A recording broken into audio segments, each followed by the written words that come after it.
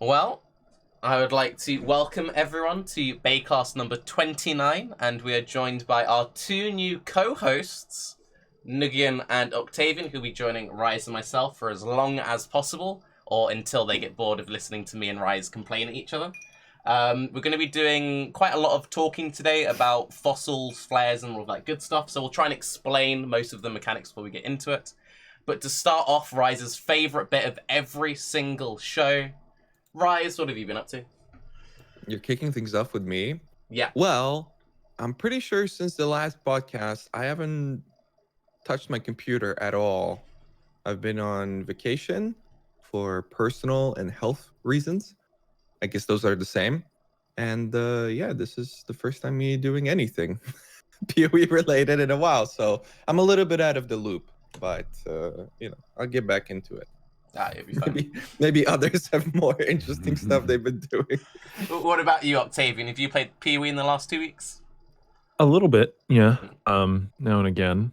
I have done probably the last few weeks has been like 2 or 3 different builds. I did the darkness farming that I think is what you have on loop right now behind us.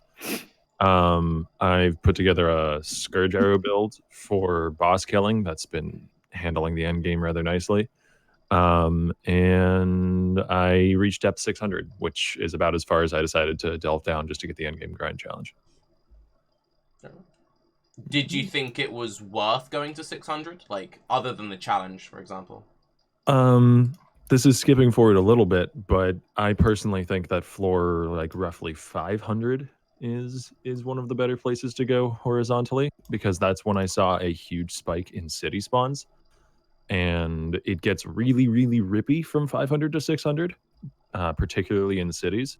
So getting a build that can handle 500 cities is much easier than 600, so you don't actually like lose half your city nodes every time you try one. Fair enough. Or, if you're in hardcore, just die. Yeah. And that's nice. See, because that's the last thing that I pretty much remember was Nugi, which made my day. He probably doesn't even know what I'm talking about anymore. It was so long ago, but this was the last thing that I remember, which was Nugi running into a full city at around 300, which is exactly where I was last time, and then getting one shot. I spit my coffee, Nugi. It was hilarious. I was so what confused. now, huh? I was so confused.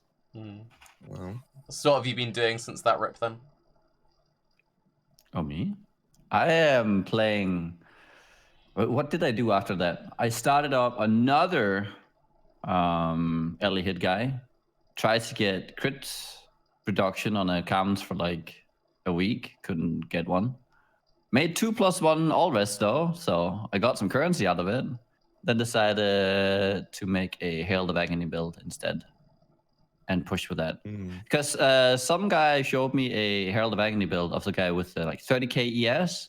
The problem is that if you want to delve deep on something like that, if you start taking a lot of damage, I don't think it has the mitigation to actually like recover ever once you start falling behind. So I was like, okay, I can't really do that. But then I realized, well, this is the exact same method that Poet's Pen Surface pretty much goes through. You have like one attack that just stacks poisons, where Poet's Pen is you just have one attack that like spawn like just attacks for the Poet's Pens. I was like, you could do the same thing just with Agony. So I've been doing that. So now we have a Surface Agony build. And out of 10 Nugi stars, how many does it get? Is it the full 10 out of 10 good build? Okay, for everything else but clear speed, it's a 10 out of 10. How damage is it's hard. You can get a lot of damage out of it if you really build it, but it takes like a lot of pieces. But I did all yesterday with added fire. I didn't take any damage, so that was nice. And it was pretty fast. Did Shaper, just standing in balls and everything. Pretty much didn't take damage. And yeah, just setting up for like getting some devils now. I have a Mjolnir on for clear speed now. So we're doing Mjolnir arc plus the agony thing. So yeah. So what now are I'm you gonna using to trigger it? Cyclone. Oh, okay, cool. Have you thought about Static Strike? Yes, but I'm bossing that won't generate enough poisons. Ah, okay. It's Yeah. too bad. I love that shit. Static think Strike is the coolest thing ever. Yeah, have you seen there's a dude who does Gladiator with Static Strike. So he has Static Strike and like Chain, and so he just kind of walks through and life gain on a hit. And so whenever like Static Strike procs, it hits like 50 monsters, which all life gain on hits. Yeah. And then he's like 10k life and max block 82. So he's like, unless he gets one shot, he's pretty much immortal. Yeah. That's kind of what I was going for on my Necromancer too, except I never got to the point where I got the 6 link for the life gain on hit. But the block and everything. Good stuff. Yeah.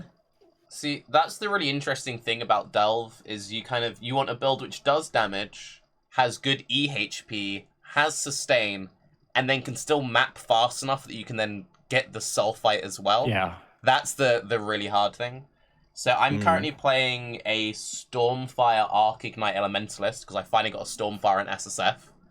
And it does the damage. It's now got like 8k-ish effective health. I've done 12 Shaper Guardians and had 1 fucking drop, and I can't get Raiz of the 7th Sun, so my build has 0 sustain. And it's so frustrating.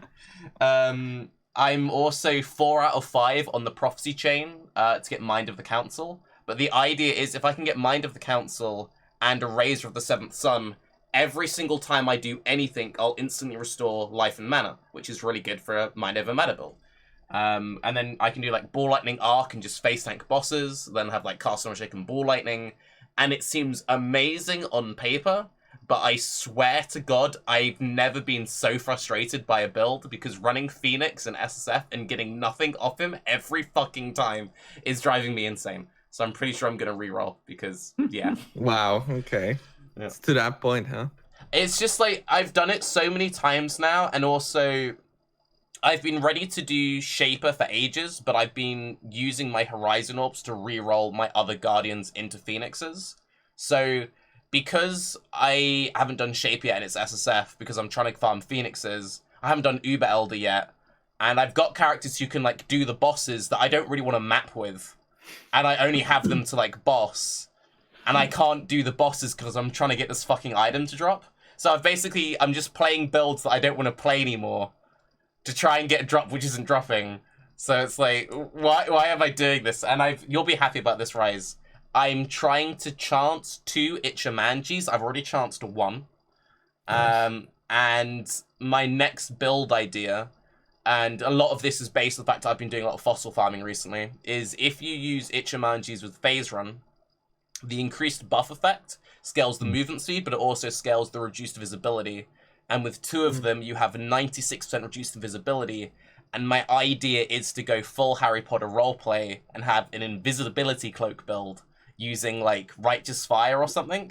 And the idea is, because you never have to use any buttons, none of the mobs will see me, and I'll just passively degen them all.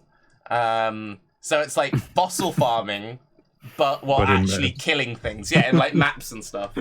And I have 1, and I can't get the second one. And I've been running like Precinct and using Zana to get like tier 15 precincts to farm the Gentleman card and also hopefully get like Phoenix drops. It's so scuffed. I never would have thought, if you said to me like a league ago, okay, Tarky, your entire Atlas strategy is around farming the Gentleman card, I'd be like, no. But that's corrupted as well, right? Yeah, it's a corrupted sword, and it's something like, I'm going for a 1 out of 40 outcome, but it's a fairly common card, and I've just been like spam picking up Corsair swords. And the other thing which is quite nice about because I also chanced with Vis Mortis this league, those bases which aren't quite tier 1, they're so common that you just like instantly fill a quad tab. So you put it on your loot filter, fill a quad tab with like Corsair swords, and then turn it off, then chance them, eventually hit it, and then whatever. Jesus Christ. I mean, that's pretty much what I've been doing Gold League, like play stuff that I don't really want to play to get to like another thing, but then those builds that I'm playing always end up being fun anyway, so I just keep doing them. Although in my case it was a short run because I would always rip pretty early on, but then yeah, it got better and now I'm playing. Oh, I guess I can talk about that. I don't know if I talked about it last time. I'm playing a Poet's Pen Occultist, single Poet's Pen Occultist. And also, to make you feel a little bit better, Tarky, I'm probably going to be farming normal lab today for a second Poet's Pen. So Why normal lab? it just has a higher probability of dropping the Poet's Pen. What is it dropped in? Out of the box or? The No, unique just boxes? from anything, really. You can do the unique stuff, or you can do just a full run and open stuff at the end. I've gotten 2 in the past in normal lab, but never like tried to force farm it. So we'll see. I've had a couple people report that it took them between like 10 and 20 to get it. So it's pretty insane. But I think it's not going to take me 10 or 20. It's probably going to be a little bit more. But if you're dropping like, there's only that many uniques. And it's a pretty high probability. And I mean, you're dropping like, I think people were saying like 12 uniques per hour or something. So it's not super bad. We'll see. I've been also trying to chance it, but that hasn't been working. I think I'm on like 300 chances. I don't know. But a second poet. Are you doing the vendor trick? No, I haven't bothered because I scour chance because I don't have enough chance orbs because you never drop carved wands like later on. I think since I've been like level 80, I've dropped a single one, and now I'm like 94 or something. Yeah, so. but that's so this is what I did last league when I chanced, because I've chanced 2 poet spends every league, so they just don't drop for me. SSF problems. But the Act 1 and Act 2 vendors always sell carved ones. So whenever you level up, you just go back to Act 1 and Act 2 and you instantly get like 15 of them. Okay. Yeah, And if you're someone like at the moment, I've played like 4 builds to 92, and it's kind of like I'll play a build until I can't get like an item dropped and I jump to the other one. So if you're doing that quite regularly and you just go back to tab to buy your like carved ones on each one, you instantly get a couple hundred of them. So yeah. It's very nice. I mean, I guess I've been doing that, but at past like level 90, it's not a big deal because I didn't know that I'm going to be going for a second one. And then I was like, wait a minute, this is actually like 10 times better. What are you what are you doing with the single poet's pen setup? What's the skill it's of just choice? arc. Okay. That makes just sense. arc and a lot of like damage increases everywhere pretty much. Yeah. I mean, it's actually pretty good. I don't know. At this point, it's clearing pretty well. I thought Occultist isn't going to be doing enough, but it's doing enough. Very crazy. But I'm only on like Delve 300 or something. There's still a little bit of a single target struggle, but for bosses now, I can pretty much kill anything in maps. So that's nice. Although map mods kind of tend to mess me up when it comes to the bossing itself, because I basically turn on a bunch of cooldowns, and if the boss isn't dead by then, and if I'm like out of lightning spire trap, then I just kind of go bye-bye. So have you thought about adding in a Herald of Agony? no, but if we're jumping, I don't know if Herald of Agony is at the top. Tarky, direct. Yeah, we'll go straight into it. So let's ruin that smooth segue that Nugi set up there by Raiz. Please continue. Sure. I've played a lot of Herald of Agony. I found it to be... I played a bunch of summoners this league, and I had to level a lot of characters. And I've been leveling with Bull Lightning, lesser poison damage, and Herald of Agony. And it's pretty nutty leveling, especially if you're picking up anything minion-wise. I haven't done anything at the like bottom right. I've done everything top left. So I'm always got the minion nodes and stuff. And it's freaking smooth, man. With the Bull Lightning, you've always got 40 stacks, and the Bull Lightning itself kills too with all the minion nodes and all that stuff. It's one of the most fun leveling I've had. Just slap on like a slower projectiles, and not only that is killing the boss, but then the agony guy just like 2 shots any boss leveling up. So I haven't actually done anything significant with Herald of Agony, like playing around with it myself, but I've been playing one of the build that I used to delve to 600 was a occultist build that focused on scaling minion damage to scale the corpse explosions and clear stuff that way, because it just scales as generic damage, which makes the corpse explosions really nasty. And someone in my chat brought it up, and I did a bunch of testing. It turns out that if a minion gets the kill, then the profane bloom that happens from that kill gets supported by the effects that are linked to that minion. And like I used a skeleton with brutality, and when it got a kill, the chaos damage explosion did no damage because of the no chaos damage tag on brutality. So theoretically, you could like play an occultist version of a Herald of Agony thing and get all that % increased damage onto the corpse explosion effects potentially, if it works that way. Because it inherits support gem effects. I'm not sure if it inherits the stacks % damage effectively. And then you'd have your Herald of Agony minion fire once and the whole pack just instantly explodes because of all the crazy amount of scaling you're doing to the corpse explosion. Yeah. I actually tried to play that build, and because the one build I've wanted to play this entire league has been Soul Rest Occultist, but I can't get a Soul Rest to drop, and that was using that whole idea, and I leveled. That's what I wanted to do. Yeah. The issue I've had though is it's just kind of. With me, I'm someone who I would love to play minion builds, and on paper, I love the playstyle. But this is same with totems. The second the AI doesn't do what I want it to do, it's the most frustrating thing in the world. Soul Rest is the fix to all your issues. Totally. Exactly. That's why I fucking want one to drop, but it won't drop. Yeah, I went through hell to get it, and then eventually I go one shot by a blue mob with no mods with like 8k life. It was great, but yeah, that's what I wanted to do with. I was leveling a necromancer, and then I wanted to switch for occultist just for the extra ES and like the extra defenses and everything. But unfortunately, yeah, because of that one sucker, I never got there. But I think Soul Rest is crazy, man. It's so much fun. It doesn't even feel. It feels more like a RF build that isn't shit and is actually fun than like. I don't know. It's just so cool. Anybody who hasn't played Soul Rest, the Phantasm stuff, I can openly recommend it. It's great for clear.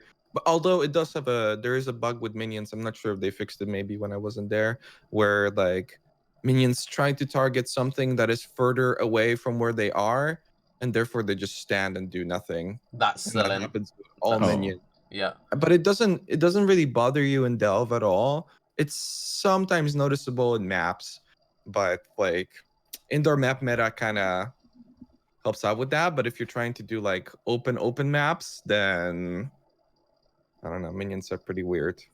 Uber Elite has a good video on it, or has like a short clip where the minions just stand and do nothing.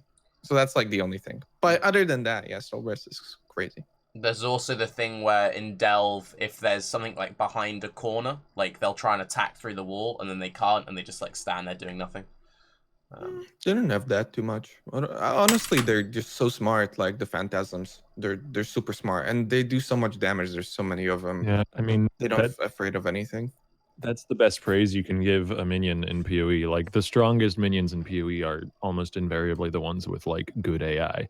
That's like the biggest, most important thing. Like that's why Solar Guards are at the top of the list. Why Golems have been so strong for so long, because of the jewel that makes them aggressive. So it's good to hear that about Soul Rest. I might actually try it. Yeah, they're basically always aggressive minions. They target everything. They move around smart. They're like what a minion in PoE should be, but I guess GGG is afraid of them being too scary. They're like SRS that also act like specters. So they're like aggressive, and you can off-screen them super hard because you can still point them in places. So you can, like for instance, for delving, when things started getting a little bit sketchy, what I would do is I would just throw a flare in the back and then point my dudes to like walk towards the middle of the delve when it was closing up, and they would just kill everything, and I wouldn't ever see any mobs, and then it would pop, and I'm like, oh, okay, I guess it's done. So they're really smart. Have any of you guys ever tried a Dancing Duo build? That's another build I'd like to try if I could get one in SSF, because that seems really good on Occultist. No. Never even thought about it. I've seen like, I think every league I've seen one video of someone doing like a really juiced up dancing during Occultist, and every time I've seen it, it's looked fucking amazing. Like there was a guy doing it a few leagues ago with Queen of the Forest and going full zoom, and then I think I saw another clip like a day or two ago, and they're like the highest, like they're Delve 600, and it's like the third highest summoner build or something in Delve for that league. It feels like they're always like running ahead of you. Right? Yeah, they just seem so aggro, like they just like piss off and like are clearing delves before they even do anything. Yeah. I've seen them just get incorporated to a lot of other minion builds just purely because of that. You know, again, it's just the minions with the best AI win out. Because with minion builds, there's so much scaling you can throw at them that it almost can work with basically any like scalar attack that they do, so long as they actually consistently do it and you can support that effect effectively, you know? Yeah. I mean, that's where we started too with Herald of Agony. I feel like Herald of Agony does have those like serious brain fart moments, but if it's like actually attacking, then it's destroying. But every now and then it does something silly and it's weird. Yeah. But it also attacks so far away, which is crazy. Like sometimes I'd seen it target like things a screen and a half away without me doing anything, and it's just like holy shit, dude. That's the pretty worst sick. as well, because when it Yeah, does probably. that, when it does that and you then turn a corner, you have to wait for it to come around. Yeah. I can see that. Yeah, for sure. It's like, oh, come on, I'm over here, man. And if you're not playing Necromancer, so you have like the fast cooldown convocation, those 4 seconds for the next convocation is like the longest 4 seconds you'll ever experience. Are you running any cooldown reduction in the build at all? No, not at all. I can't. I mean, I guess I have it would pale in so many comparison things to- already, so I can't fit that. I mean, I might be able to, but it will require me to get some insane shaper build. Mm-hmm. Question: do you think that it even needs to have a cooldown on that skill anymore? Like, would it be broken if they remove the cooldown? Let's cut it in half. But, like, is there a reason for it? Because I was talking about this the other day, because I briefly tried Cremation again. It's like, with Unearth and Desecrate, is there an actual reason for Desecrate to have a cooldown? Opportunity cost. Yeah. Well, Desecrate has to have a cooldown because it synergizes too well with, like... Oh, well, you put it on Poet's Pen as well. Yeah, basically anything True. with, Yeah, like, no, that's fair. Yeah. skipping cooldowns. But Convocation, yeah. That's the problem, like... Minion stuff is balanced around being clunky, and Convocation is a huge part of that. If it wouldn't be clunky, if Convocation would just... You'd be able to do whatever, I mean, it'd be crazy. I mean, just like Nugi's talking, like... It is really frustrating if your minions aren't listening to you / you have Convocation on cooldown. If you wouldn't have that, I mean, that's basically like just a movement skill build, and you're just running and everything's dead anyway. It'd be pretty bad. I mean, you could do Convocation in Poet's Pen as well, right? You would have your minions, right? You would have your like body swap or whatever, and you would just go forward, and your minions would always spawn on you. Yeah. I mean, that would be insane. Would it be preferable to maybe tune down minions even significantly in terms of damage output and, you know, clear potential and that sort of thing, and make them smoother to play? Or is it better to have high-powered but clunky to use minions? Well, the thing is too, I think GGG doesn't want minions to have like dumb much shit to do, because it's like a very different playstyle from anything else in PoE. Most things in PoE are like 1-2 buttons, maybe 3 now, if it's really crazy because of the wall skills and like phase run and all this sort of stuff. With minions, it's like you can never have enough buttons. So then the best way to do this would be probably something like Grim Dawn or like WoW, whatever, where you can just like command things to go into places, but then you have to scale it around like the mobility of minions, and you can't use things like Convocation, and that basically makes it like maybe too strong for bossing in some situations if the minions listen to you 100% of the time. I don't know. As much as I hate to say it, like I've thought about this a lot, and yeah, having it being clunky in PoE is probably the best solution, because it feels great when it works. Yeah. When it doesn't work, it feels awful, but it is very rewarding in that way. And yeah. With minions, I can see your point, but I'm worried about the design philosophy of clunkiness as a like balancing mechanism, because if you can see GGG have used that in other places as well. Like it's one I bring up pretty frequently, but one of my biggest bugbears is the prophecy system has, you know, a lot of clunkiness built in simply to balance it. You have all these prophecies that feel just like bricks when you hit them, and then as well as that, the having to seal and reuse them to actually get them to work on the instance you want. Like, it doesn't feel good, it's unintuitive, and it it just gets in the way of, you know, people actually interacting with the system. So I don't know. I guess the trade-off is that you have way fewer people actually playing minion builds and interacting with that part of the game than you would otherwise. But for the people who really like a puzzle and who really like solving those thorny issues, it is a sort of niche where they can reside, and that, you know, that's definitely part of the player base of Path of Exile. Like that's part of the Yeah, for sure. I mean, it's different, but I it's just not don't that see them different, doing to be anything fair. about it. And also, it does extend into their league design as well, because like we saw that with Bestiary. Like the whole thing of that was like it's really powerful, but the UI is dog shit and the crafting system is so convoluted. That... I don't know how much of that was purposeful, but yeah. Well, we'll give them the benefit of the doubt. We'll give them the benefit of the doubt. You know, they personally made it a bit convoluted. But like the prophecy thing, I really agree with, because I touched this a little bit, I think, on the last episode. So I have a div card like supporter pack. I can make something, and I want to make something which gives fated upgrades, because I play SF so much, and I think it'd be really good, and it's something which would get better with time because they always make new fated upgrades. But I don't want to make anything tied to the prophecy system, because the prophecy system is just so shit, and I feel like they might just delete it at some point, or, you know, completely rehaul it. It's so frustrating. Like, in the act of me trying to get my Mind of the Council this league, I've gone through so many coins of just seal, use, and it's just like, when you have something which is so powerful, but so much of the time is just spent in menus, that's never good in any game. It doesn't matter what game it is. You don't want to be spent just stuck in menus. What will make the prophecy system better? I mean, tell me like your worst experience while going through the prophecy system.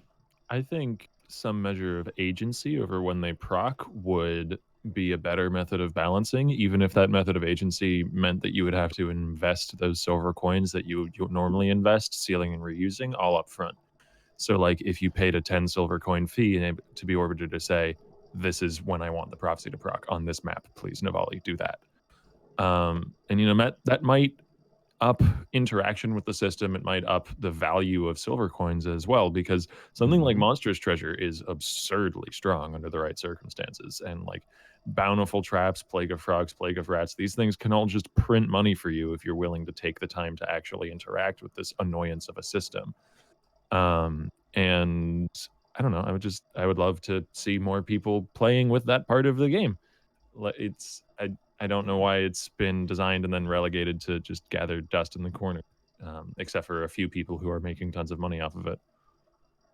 I think it's like intended by GGG to not have systems like that in place, like full stop. The thing is, it's like divination cards too, right?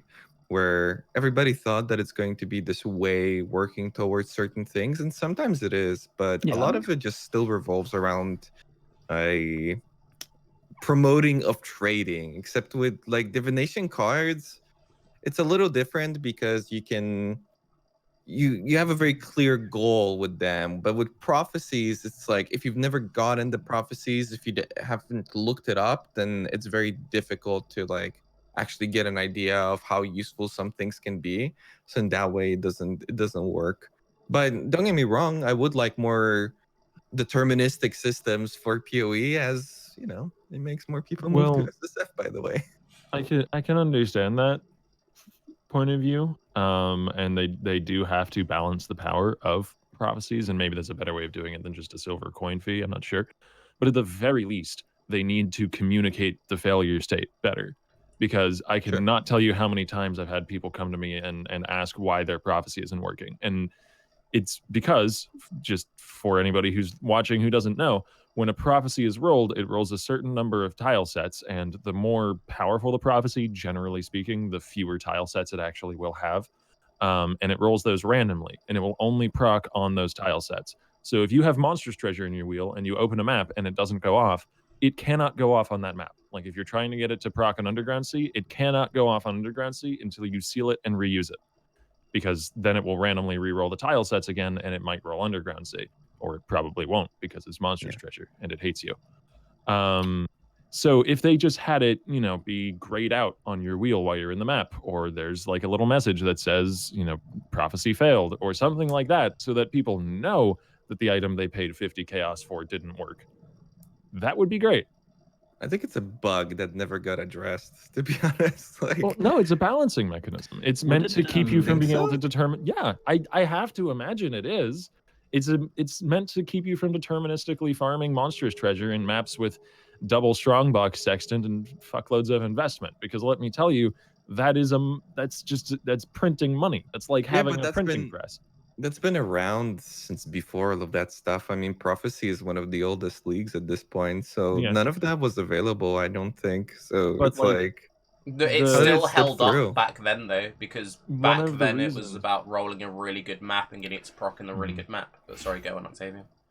One of the reasons why I think it's purposeful and a balancing mechanism and not a bug is because there was a exploit a little while ago where you would be able to have these really massively rolled maps with like 40 pack size or something and have monstrous treasure in your wheel. And when you opened it, if it loaded instantly, you knew the monstrous treasure procced because it didn't have to load all of the mobs. They were all in boxes. If it didn't open instantly, you could quickly pull out the map and put it back in. And after resealing and reusing your prophecy. And GGG explicitly said that they would ban people for abusing that because that's getting around a balancing mechanism. Wait, really? That's insane. Yes. I've never heard about that. Well, that's, I mean, you can't no more argument. That's crazy. Huh. But yeah, like if it's going to be an explicit failure state in the game, they need to tell you that. They need to tell you that your very valuable prophecy didn't work and not just, assume that you're going to figure that out on your own. Wow, that is so ridiculous. Holy moly. I had no idea that that's like a thing. Oh, wow. Yeah, no, that's really bad. I really dislike that then. Didn't think that it's gone that far. But is that what Target was talking about in terms of, say, getting like minor in a console? Is that where you think the system is bad? I think it's fucked on a few levels. So I think it's bad 100% with what Octavian's been doing because I've also been like target farming specific like tier 16s trying to get map saying I've been doing that as well. I think it reminds me the most of actually the Elder system. I think Prophecy in Elder spawning is actually very similar. Because it's kind of like, if you have, a lot of the Atlases, you have players who kind of half know it. Like, I'll have watched a car video a year ago, and I vaguely half remember how the system works. So it's like, okay, I need to run these maps to get my Elder spawn, and then at one point you run the wrong map and it spawns on yellow. And Prophecy is like exactly the same in that system. Where it's like, okay, it's going to be on one of these two tile sets, and the second you have a slight lapse of judgment and you go into the wrong zone and your fucking prophecy procs, you're like, I hate it. So it's like, it feels bad on like a base user level. And then from the chain's point of view specifically, it's just really frustrating because you have, with someone target farming a specific chain, and I was doing prophecy blocking where I purposely have like 4 bad things on there so they can't spawn again, just resealing ceiling 1. So even with me intelligently using the system, I still can't routinely get the things that I want. And also, if you have a chain already in process, and then you get like a higher chain drop from Delve, which has happened to me a few times, you can't use it because you're already in a chain. Yeah. So it's like, the system itself is kind of bullshitty. And then you have Delve, which gives you like, oh, here you go, you can start at, the final part of the chain or the 4th part of the chain, but I can't even use it because I need to complete a very rare thing before. It'd be like if someone gave you like a currency drop and it says, oh, you can't use this currency because you still have stuff in your stash. Once you've emptied your stash, you can then use this special Chaos Orb. It's like... Yeah. I feel like... wouldn't it be nice if we could actually have some of the chains in maps as well? Like you could complete them both in maps and outside the maps. So depending on when you're, because I feel like there are some issues with the system where it's like, okay, we can't get as much value out of it that we want, which is frustrating, which is to the point of, oh, when do we proc them?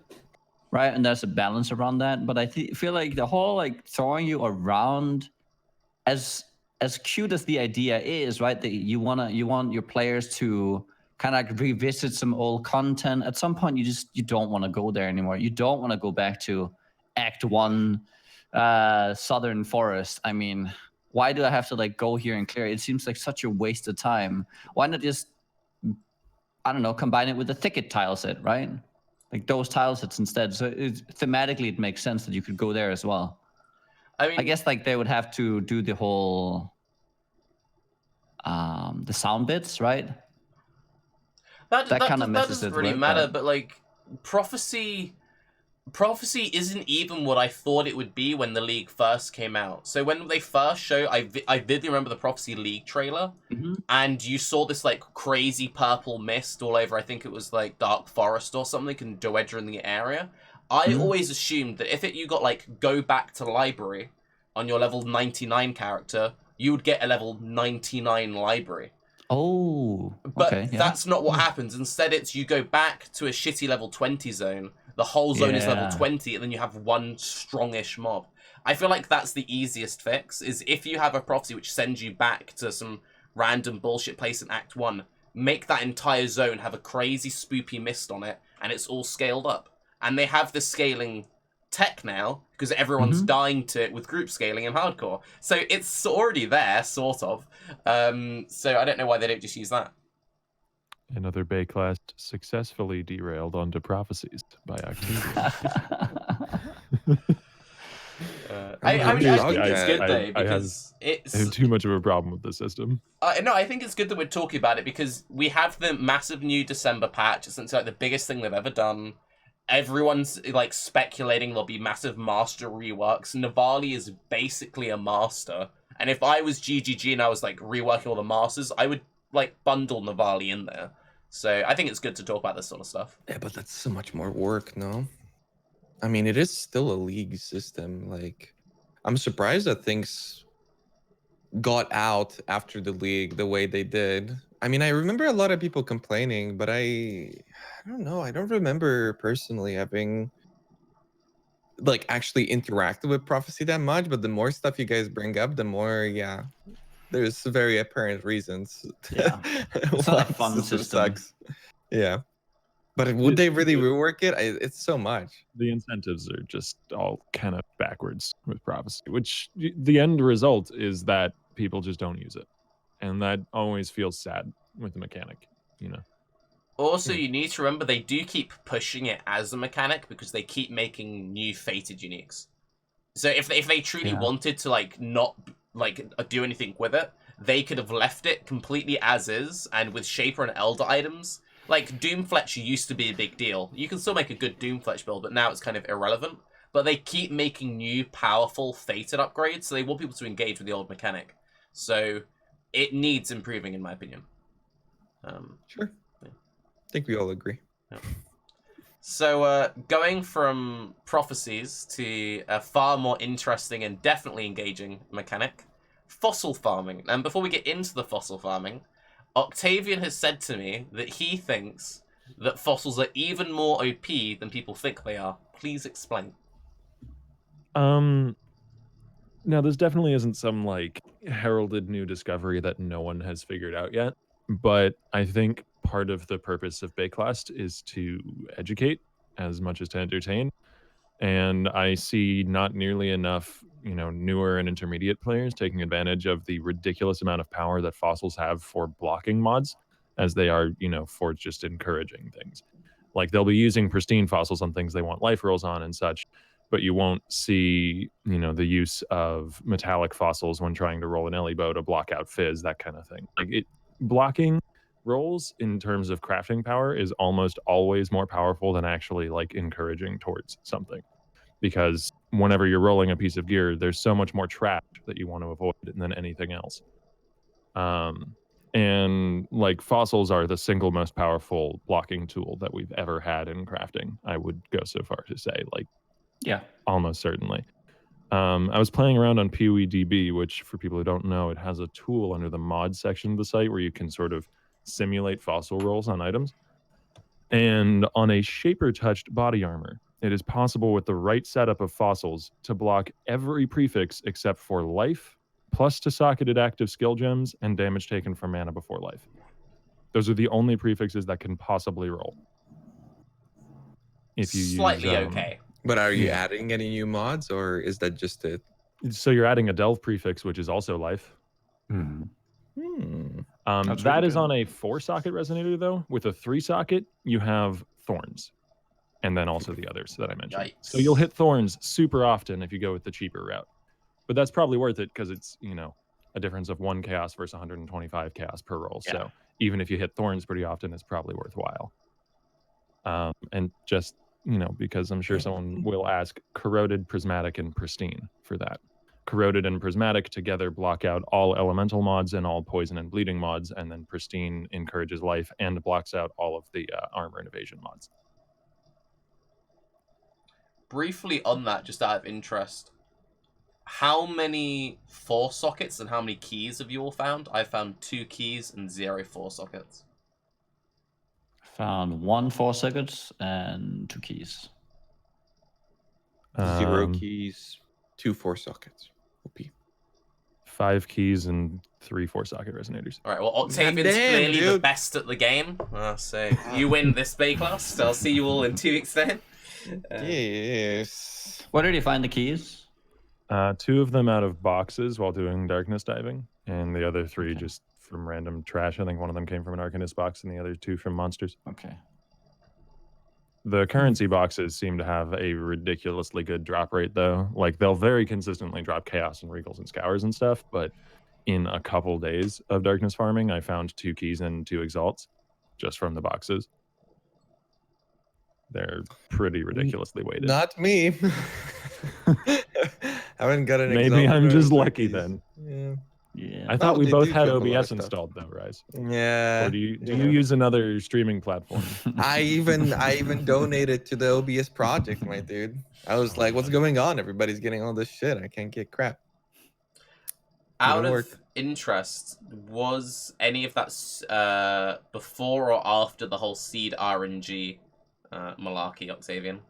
I only started I got all my resonators after the seed RNG. I'm fairly certain I was seeded badly because I did a lot of delving before then, and my first build this league was sort of a very scuffed version of a darkness diver with the Kintsugi trickster, and I was breaking lots and lots of walls, and I never saw one before that. So Wait, maybe I just got so them, they changed that? Mm-hmm. they Oh, fixed okay. prime resonators at the very least. There's Oh, cool. still tinfoil hat conspiracies about plenty of other stuff, but prime resonators I can confirm are fixed. Also, since you've been gone, they've buffed the loot behind fractured walls, apparently, although I personally haven't noticed it. Oh, they Huh. have. No, you get the hidden treasures now as well. So there's in general just more things spawning, and you get the hidden treasures as well now. And I found you can if you do one thing you can do, you just need to go on PoE Ninja and look at fossil costs, and you'll see them after the change. So certain fossils have plummeted in price, like Yeah. shuddering, for instance. The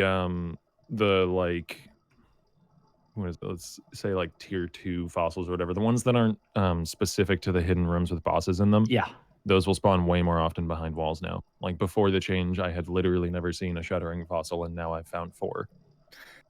I mean, I love don't even how- fossil farm. I've found 2. So I love how that's a thing, because I remember, so I wasn't sure, the whole fossil farming stuff, that's still around, right? Where you can rerun the same routes and stuff. Yeah, that's still in. Yeah, because when I was playing, it was like, oh, this is an exploit, and Embo had a message that they are able to track it and stuff, and I'm well, they're not really gonna change it because there's no good solution.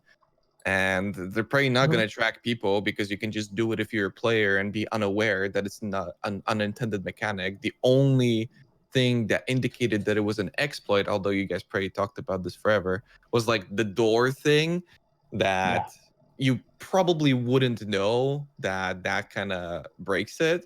So I like how their fix to this system in the end was just yeah, we don't have any idea, so we're just gonna buff walls.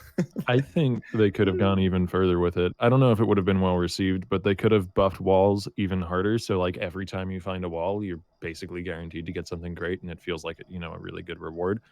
and then nerf stuff not behind walls, so that infinitely respawning loot inside passages is not nearly as profitable. And you're going to get, the average player who explores all the side passages is still going to get roughly the same amount of loot total, provided they're breaking their walls. Whereas someone doing what's playing on the screen right now is going to be getting a lot less for their time. I 100% agree with that. I'm generally a fan of things being rarer, but when you get them, you get excited, than things being accessible and sometimes give you good. And that way, that's because... So I enjoy the whole fossil farming thing because it's different to mapping. Now, for the record, I will do what Octavian's doing on screen. I will do this for about 30 to 60 minutes every day at the end of a stream. Like, if I'm doing something absent-mindedly, I think there is a real place in Path of Exile for this kind of content. Do I think this is something good to do 50 hours a day, like chess runs in Diablo? Fuck no. Like, this isn't it, right? So I think if you could do kind of what Octavian's suggesting, where it's kind of efficient, but the walls make it so much better to just do the walls, I think that's the perfect fix. It needs to be worse than mapping. Yes. Maybe better. Maybe an option. Whoa. Or why? I want to know why though.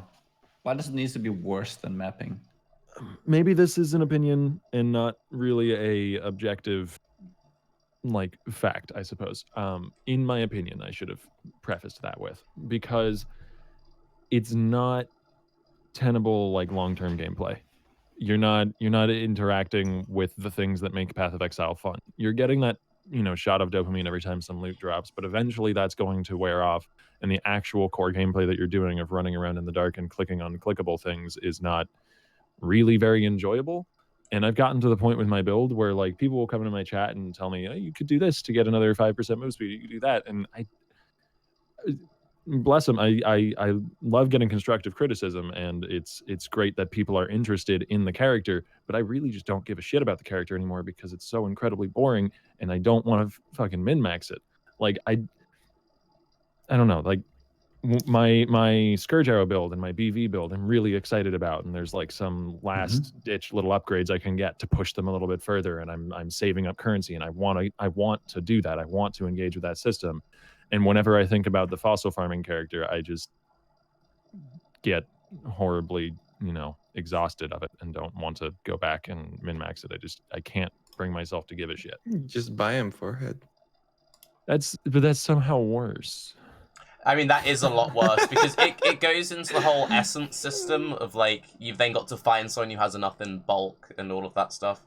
One thing which I think would be really interesting is there's a lot of content which is good content if it's limited. A big part of our last Baeclast was talking about how stuff is fun if you can't do it all the time because it keeps it fresh.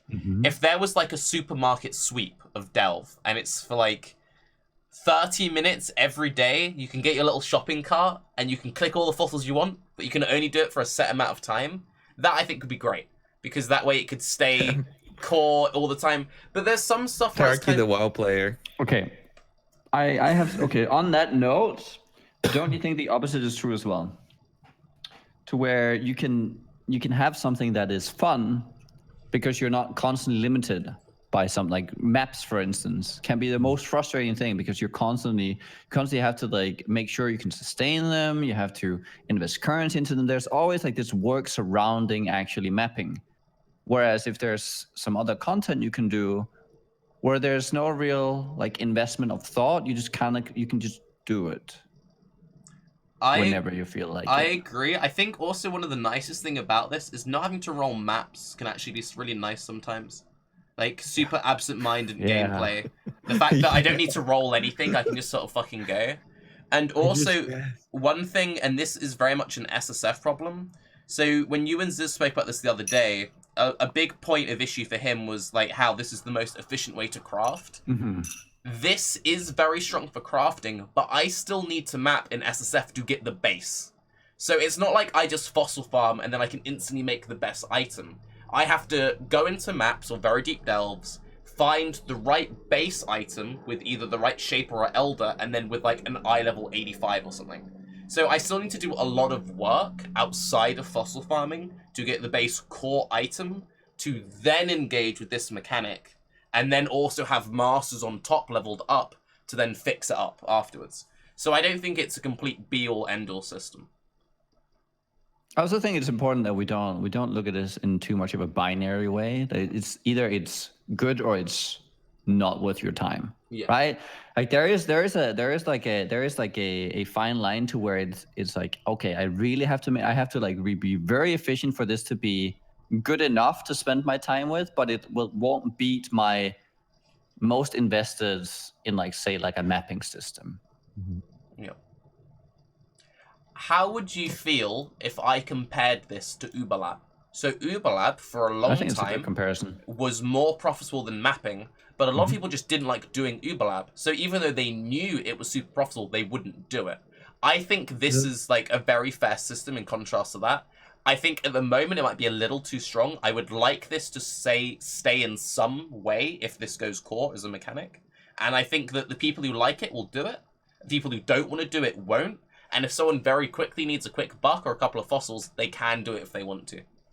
I think one of the biggest points of issue I would take with the Uberlab comparison is not that the I think everything you said is accurate, but it's that it's sort of what you left out, that a character that runs Uberlab is a real character, and a character that runs this sort of content is very much not. But Like a character that runs this sort of thing cannot do anything but this. I Whereas could if you make the you know, exact same argument, however, about like the super cheesy deep Dell farmers who are like, oh, I'm immune to everything in this one specific case and I can't actually map. Like all of MP's group characters, like a lot of those, you remove them one thing out of that and it's like, well, it's not a real character. So Oh yeah, but that's synergized around the group. It's not like those characters with slight tweaks wouldn't work unless we're talking supports. Then well, no, but like, and like 4 of them more. what's like Havoc's like super crazy like full immunity stuff? Like, could he actually like run maps with that? Sure. Okay. Isn't he just immune to everything? Or maybe No, he can. is There's that no everything? problem. Or that fast, but it could probably do it. Yeah. Pen kills him, and nullifiers kill him. I mean, he's died a lot. Also, Degen, right? No, degen doesn't do anything. Oh, okay. No, you chaos still immune, does. and you're physical damage immune because you have bleed immunity. So there's like nothing that really kills you. I mean, actual fizz degen. So he can't do Uber Elder. There is That's a like talisman an event with almost Bonespire impossible Talisman. fight. That would be like the only thing in Dells that he couldn't do. What? Sorry. There's a talisman event Oh, with the, Bonespire Talismans. Yeah, that- yeah. But I don't think that comes up too terribly often. Yeah, the thing is, I don't know if this is the right conversation for this time because, well, I feel like GGG is basing a lot of their decisions and a lot of playstyle for Delve around the fact that, hey, it's a new league. Mhm. And a lot of the stuff will change if we're looking at it from like a core game point of view. But right now it's still a league, so it's kind of difficult to just say, oh, these things work and these things don't work. Because, well, it's supposed to be the core aspect of the game, especially since Delve is well, you can just not do it and then you don't engage with the mechanic and you never see it and you're just playing standard Path of Exile. And yeah, I think that's pretty impactful that it needs to be like something that people will actually be incentivized to do right now. Well, in the future, might end up being a little bit of a prophecy, you know, maybe something to challenge yourself and not do that great in the long run. Since we're sorry, go ahead, Nugi. Okay, on that note, don't you guys think it's actually a good thing that there's so much availability of fossils for this league? Yes. Yeah. It's because of the Sulphite, right? Yeah, but also just to engage with the league mechanic and everyone, like the amount of people I have around like every day, like crafting and asking, how did you make this helmet? How did you make that item? How did you go about that? Right? There's so many. I feel like there's such a huge desire to actually engage with this system. So actually, so just nerfing this to the point where you feel like you should be mapping instead. Now you're just pushing everyone away from the actual mechanic. I Well, agree. I would want to see, like, as I said, I think one of the ways they could potentially address this was with the wall changes, where you like massively with that load the one. loot behind walls, and then you would still have availability of fossils if like every wall you Mhm. broke had 3 fossils behind it or something, like every time, like really rare. Yeah. And I you don't don't know if break this a is a wall and find armor, and that's it. Yeah, I don't think this is a change that they can do at this point, to be honest. Because it's like, if they were to do this from the beginning, that would make sense. But now it's like a lot of people don't play that way. The majority of the people doesn't play in a way that's like super efficient for fossil farming. And oftentimes it means making another character, all this sort of stuff. So for people to just go, well, I was doing this before and it worked just fine, and now it's absolutely not worth it unless I like engage with this play style. I don't know. And then only finding walls, like pretty much only in a system like that, only walls would be rewarding, right? Because, well, the regular stuff, every now and then you would find something, but finding walls, like you would never run like a 3-piece delve side zone, for instance, ever, right? Because it doesn't Like one have of a the short wall at the tracks. end of Yeah. it ever. So you only just check for the wall and then get the hell out. And I don't know, I feel like that's a lot of wasted potential, and I think a lot of people would just be pissed about it. Don't get me wrong, I do think that the system would be better, but it's just changing it at this point is kind of, it would be Well, too much. I think if they roll it into core, then Oh yeah. first off, possibly, and this might be an unpopular opinion, but possibly fossil drops just need to be nerfed in general because they are ridiculously powerful. And the detrimental effect is that, like, other potential methods of crafting and just regular rare items are basically completely outdated at this point. Like, it was already a problem with Shaper and Elder bases and essences and all of those various other different ways of approaching creating an item. So like with fossil affixes and the signature mods that they can offer, like in Trade League at least, this is obviously not fully true of Solo Self-Found, I don't see a reason to pick up a rare item that isn't like a Shaper, Elder Bates, or maybe In the Onyx or game, I Dynamic. don't. I agree. the game has been like that for a long time, and I would make the argument that fossils are way more interesting than abyssal jewels. Yes, I agree with you on that. Like, I think this So they is... can be used together. I know they can be used together, but like this is kind of the thing there. So it's like we've had so much like, okay, when they announced Shaper and Elder items, the first thing I did was bitch about how they're too broken, and I had everyone re at me because like you're taking away our fun, and now people like stat 6 are too strong. So I've been on the side of like, let's protect against the power creep. The game is just going in this direction, so if we're gonna have insane power creep, I'd at least want the more enjoyable power creep, because it's like, using currency is one of the most fun things about PoE, and it's really satisfying to actually craft and use currency. It's a big reason why I play SSF now, is I actually use it. So, if we're going to have a stupid bullshit power creep, let it be something fun that actually promotes crafting, and then nerf other things. What would you guys feel about the idea where instead of maybe nerfing the fossil spawns directly, keep the tier 2 and the tier 1 fossils only spawning behind the walls? So therefore, if I'm doing this or Octavian's doing this, I still need to do walls on another character to get the really nice stuff. And then maybe just move the wealth boxes to only spawn behind walls and end of nodes. So if you want to farm fossils, you can still fossil farm, no problem. You're just not also going to get all the extra chaos and regals and stuff on top. See, I think at this point it's unnecessary to do something like that. And if the league were to be released into the core, then you would only have like, you would only see like 1/5 of it, of how much you see it now at best. So in that way, it would also balance itself out, because all of these issues that we're talking about are basically fixed with like, well, not really, actually. The availability of sulphite, but not really, because like the low level fossil farming, you can still do with very little sulphite investment, right? So Well, also one thing I want yeah. to point out, and this is something that I think was missed when you and Nugi were talking about, sorry, Nugi and you talking about the other day. This costs nothing, and also in softcore, you're not doing this at low depths, because you'll die in one hit anyway. So you do this at the highest depth you can, so you get an access to like maps and stuff. Because if Octavian runs this at Delve 2, or he runs this at Delve 600, he dies the exact same amount of times. So you do this in the highest possible you can to get better things. But then you still have to kill, don't you? Or is it out of the boxes you get maps as well? The lost loot and forsaken loot boxes have a very low chance to drop maps. I've gotten, Yeah. maybe a And dozen T15s and also, 16s. if you're doing this at Okay, very high that's pretty eye good. level, like you might sometimes actually get like decent jewelry as well out of the jewelry boxes and whatever. Red sextants, that kind of thing. Yeah, you get a lot of quite nice stuff. Yeah. And that's also the other thing Which as well. I don't like. I mean, I'm not. I think like just shifting where you get the boxes and make it less common and have more stuff behind the walls, and you have this is okay. Yeah, no, I agree. I mean, I don't. You said like because you said earlier, right? And I would love to like hear what you meant by it. Like so.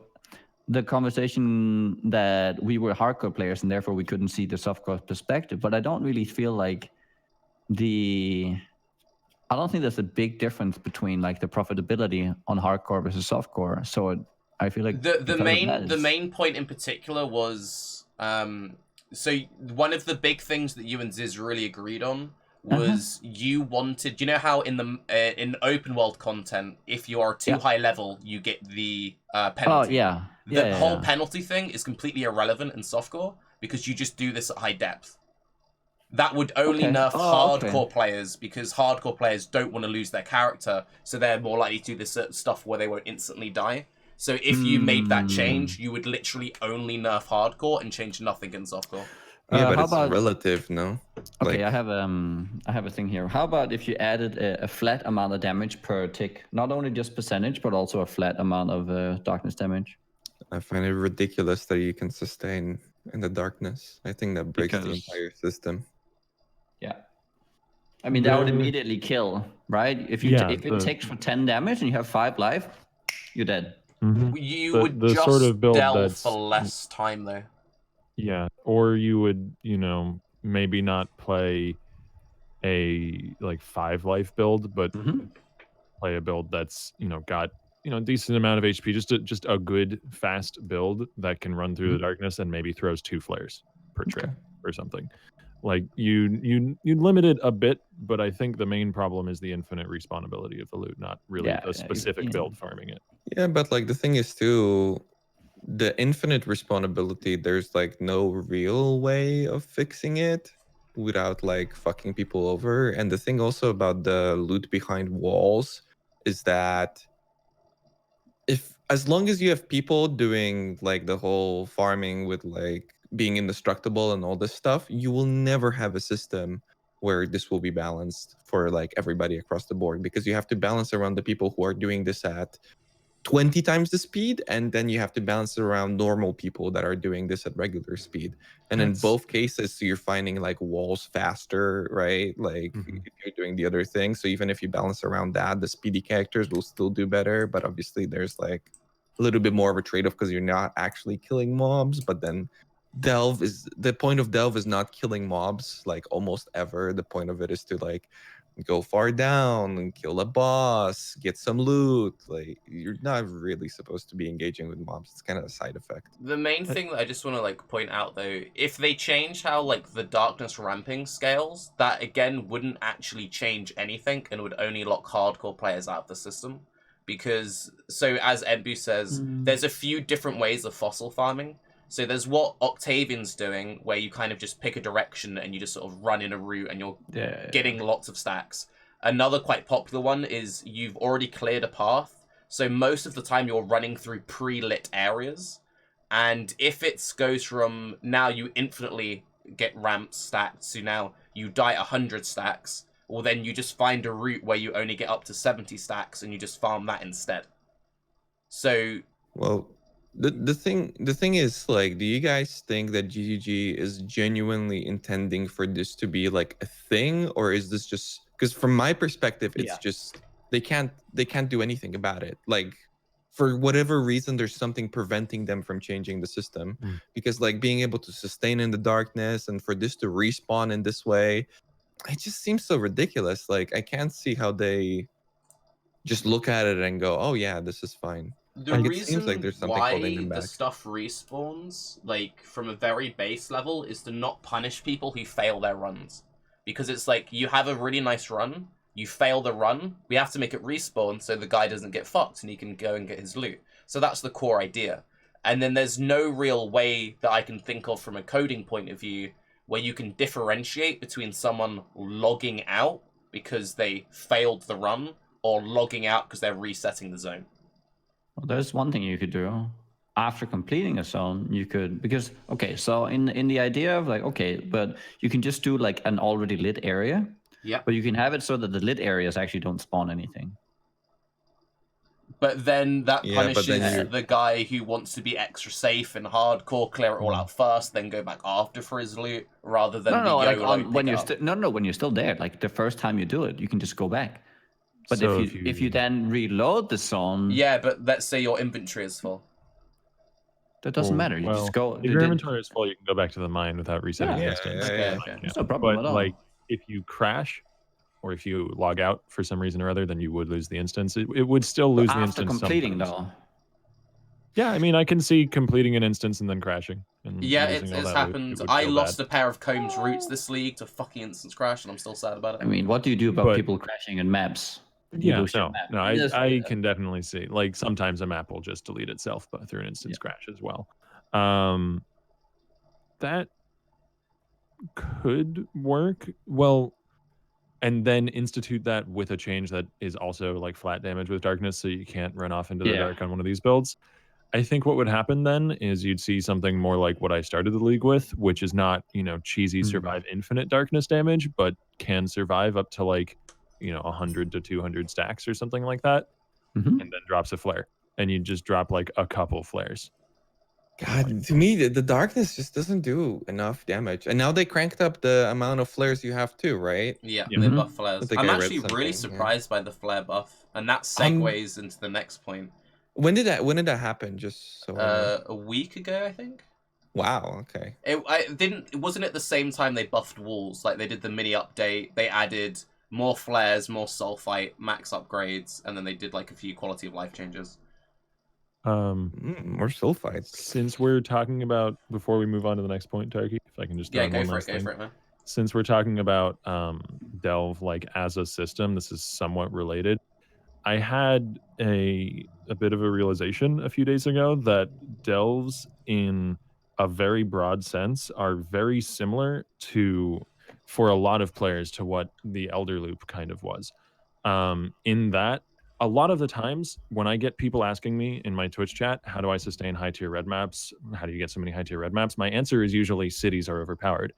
And then when they say, oh, well, my cities never spawn, they don't drop shit, and I ask them what depth they're at like 180 or something. Because the sulfite grind is really long. It takes a lot of time to get a decent amount of sulfite together. But once you actually do that, once you put in that investment, it's a permanent addition to your gameplay. Once you're at depth 500 and you have a city like every 20, floors that you go sideways, which is approximately how long it takes to find one at the depth I'm at, then that's, you're any content that you do, you're printing T16 maps out of. Doesn't matter if you're running T10s, T2s, T16s, anything you do is feeding into that. And in a very similar way, the Elder Loop was just permanently rewarding you for that investment that you set up. Any content you did was more rewarding because of Elder and Shaper influence on the maps you were running. It's not quite exactly a parallel, but it's interesting in that, like, this is content that's obviously GGG sponsored and put into the game specifically as a mechanic, and it's rewarding that sort of long-term investment, maybe as a means to try and foster player retention. You think that's you think with having actual content that now scales as well, and T16 maps not necessarily being the end game anymore, that's okay? I mean, 'cause before it felt kind of cheesy to just sit there and you never had to invest anything to get to like the highest tier of content. You could just kind of like sit there perpetually. But now it's the perpetual sitting at that high level maps is more like you fuel how you like delve down as well. So it's not, you don't feel like you're cheating the system because you're not at the end yet anymore. So is that a bad thing that we have an abundance of T16s and we have, right? You can change up where you want to Elder map now, right? You can run some more Shapers. You can try to do Uber Elder is always scary. I wasn't least for necessarily now. trying to frame it as a bad thing, but rather No, just, it's just bringing up the point that, like, But do we like this then? Is my question. I kind of do. The one thing that I kind of dislike about it, though, is that there's much more of a gear check involved and a like player knowledge check and that sort of thing involved than there was with the Elder Loop. Well, actually, I shouldn't say player knowledge there because the Elder Loop took a lot of know-how to actually set up. But like, you know, you could have a mediocre build, set up a loop and start getting the benefits of it. But if you have a mediocre build, you're not going to be doing depth 5 or 600. And like, that's where it starts to get incredibly rewarding, at least in my experience doing delves. So it's this, and I've seen complaints about this all the time. I personally am not so much in this camp, but there certainly is a vocal portion of the Path of Exile community that is very, very much against things being very, very rewarding and locked to the 1%. And I would say, like, it's an end game grind. Reaching that depth is insanely rewarding and locked to the kind of player who has the time, effort, and know-how to make a build that will survive those cities, because they are disgustingly rippy. Like, triple extra damage, onslaught, turbo crit every time. Like, cities do not roll, they don't play nice at that depth. I think a lot of it as well also depends on what's people's goals, and I think this is something that people often ignore in Path of Exile. Like, different people play for different things. So if I'm not going for a level 100, I don't care about XP at all. Like, I really don't give a shit. Especially now that I'm playing softcore, I don't give a fuck if I die 1,000 times at level 92. If I'm not going for 100 on the character, I don't care. Some people want the currency, some people want the items, some people want what?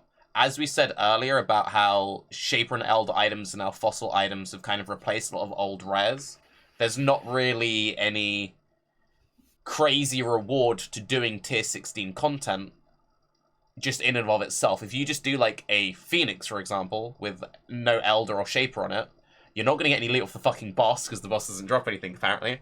And it's not like, you know, it's not like you're actually going to get anything that OP, right? And if you run a Shaper, if you get a Dying Sun, that's great, but it's not like you're getting anything that broken in current PoE. So in the past, like in Harby, for example, before we had Shaper and Elder items, I thought it was a really big problem, and I didn't like how accessible everything is. Now, when most of the stuff you're getting, other than XP, isn't actually that great, I don't actually have an issue with it, other than the fact that it might lead to retention problems, because the quicker we complete our characters, the quicker we finish. And the whole idea behind Delve originally was it was character bound, so it didn't matter that you finish your character quicker because you're playing that character for longer. But now that this system is account bound, that's where I think it's an interesting kind of thing. Up until now, I've pretty much just talked about the cities and how good the map returns are from those. But since you bring it up, and you know, you say that T16s don't have as much inherent value as they might have in the past, the other rewards are also quite good. Like, I see currency nodes far more often than I would have at higher level depths or earlier depths or whatever you want to say, and like also map nodes, and you know, the special like fossil nodes and stuff. Those show up much more often as well, though not often enough for the challenge to be easily completable still. And then even just like the nodes that say contains curse items or contains minion items, which a lot of people don't even know that some of those mods exist. Like, you can get a shield with increased effective curses on it, for instance, from the contains curses items room. How and much? That's not a fossil roll. That up to 15%. Fucking hell, that's broken. I didn't know about that. Like, that's not a fossil roll. That is a roll that will only happen on items that drop from that room if you get lucky. Like, it's an incredibly limited supply. Specters on a chest piece are the same. You can't roll them with fossils, and I just drop. Last time I checked, I was like, I know I saw a chest piece like that, and then I checked the softcore trade thing, and I'm just like, there's 2. You know how many I have, Raiz? Like, you can get... I have 2 in SSF, by the way. Feels good. You have 2 of them in SSF? I have 2 of them in SSF and a Vis Mortis. This was like maybe 3-4 days into the league. There were literally 2. Yeah. I'm fairly certain you can get like rings with curse enemies with conductivity or frostbite or flammability on hit as well from the contains fire, cold, and ice biomes or nodes. Like, there's mods that are so limited in their availability that how long are we in the league? A month and a half, a little more? And about a month or something. The vast majority of the population doesn't even know they exist. And even if they do, sometimes they're just not worth the trade-off against like just a solid shield, because you obviously because have like limited ways of rolling them. Yeah. And people have no idea how to price them either. For my occultist, I've been trying to get an increased effective Curse's Shield, and I've been able to buy them anywhere from 3 chaos to like 50 for, basically the same value of item. Makes sense. But anyways, yeah, there's rewards outside of maps was the main point I was aiming for there. It's I would just like go ahead, Nugi. on that note, real quick, I would actually like some of that to be in maps as well, right? You have these like curse shields, maybe certain map, because it's like it would be cool if we could find the occasional, like you find a good node, but you can find that in maps as well. And maybe have some exclusive to maps, some exclusive to Delve. I think a lot of the things we have in Delve could be applied to maps as well. How do you feel like, about this idea? You have drops based on the map mods. So if you ran like a triple damage mod minus max map, then it's more likely you'd get like a triple LE pen weapon. I love that. Well, I don't know about triple LE. I don't know about triple LE pen. I would really like the idea where it's like, if you're running, let's say, I don't know, a less crit, like you deal less crit damage, then rare items have a chance of spawning. Like you take less crit or something, rare item, stuff like that. That's specific to the delves. I really, that's Tarky. Wow. Can I just I'm say, impressed. Bex, you have my info, so I'll accept the check in any form. It's fine. You can have that one. You can have that. That's a really good item. I really like that because, well, then I don't think it would be to a point, even if they were to make it really strong, where like the top players or the fastest players would pick up items, but the players who play the game normally would be occasionally heavily rewarded for like getting something cool out of that. And in a way that kind of fixes the looting problem. I assumed, Raiz, that you meant they would like drop sort of like warband items do and ID'd, so a filter could highlight them. So you just mean like a rare item that drops in that map is capable of having that role. Nah, so you'd have to I look think there's at a big problem with because like what if it drops on a crude like base, like a driftwood club or some crap like that? They could average players pick up driftwood clubs, man. Okay. What they could I've been do looking for an is elder driftwood club. They could for just the low like strength requirement. No, for the highest attack speed. They could just give it like, you know how like you have with elder shape items, it just has a special border, but they're not ID'd. They could do that, right? So you can't just quickly hover. You still got to like pick up a bunch of what might be trash. They could just drop from the boss, and then you only have to ID boss loot. And then they don't want bosses to be rewarding in maps. Let's not ruin the system. Strongholds are rewarding. Strongholds are ridiculously rewarding. I haven't bought a sextant this league, and I fully sextant like whenever I run elder maps. Aren't Strongholds like totally insane? They are very, very good. They're By very the nice. way, you can only, since I've gotten this a bunch of times in my chat, you can only have 2 strongholds on your atlas. I know you might have 4 right now, friend in chat, but that's because when you start your atlas, it spawns with 4. Once you delete those 4 and then delete the next 4 that get spawned in higher tier maps, you can only have 2. If you're trying to spawn a stronghold in a certain spot and you have 2 on your atlas, you literally can't. Please delete one of them. Oh yeah, and there's also like 8 maps in the beginning that you have to get rid of before. Yeah, there's 4. There's 4, 1 in each quadrant, and then after you do those ones, they move into red maps, 1 in each quadrant. And I think the reason GGG did that is so no matter where you start in the atlas as a new player, you have a stronghold to go and investigate. Like, oh, what's that shiny thing? Let me go do that. Oh, I think they're also trying to like give more incentive for people to actually like do maps rather than just run shape maps, because in terms of statistics it must look pretty dire at this point where like not that many people do just regular maps. Then again, you have to do that stuff for like elder and shit, so maybe. Yeah, and doing elders is one of the better ways to consistently strong spawn hold. Yes, exactly. Because the way that a the way that a stronghold spawns is when Shaper takes a map, provided he took it naturally and you didn't give it to him from elder influence, there's just a small chance that a stronghold spawns there. So when you're growing Elder is when Shaper starts fighting back and, you know, spawning in a lot of different spots by himself, and so you get strongholds that way.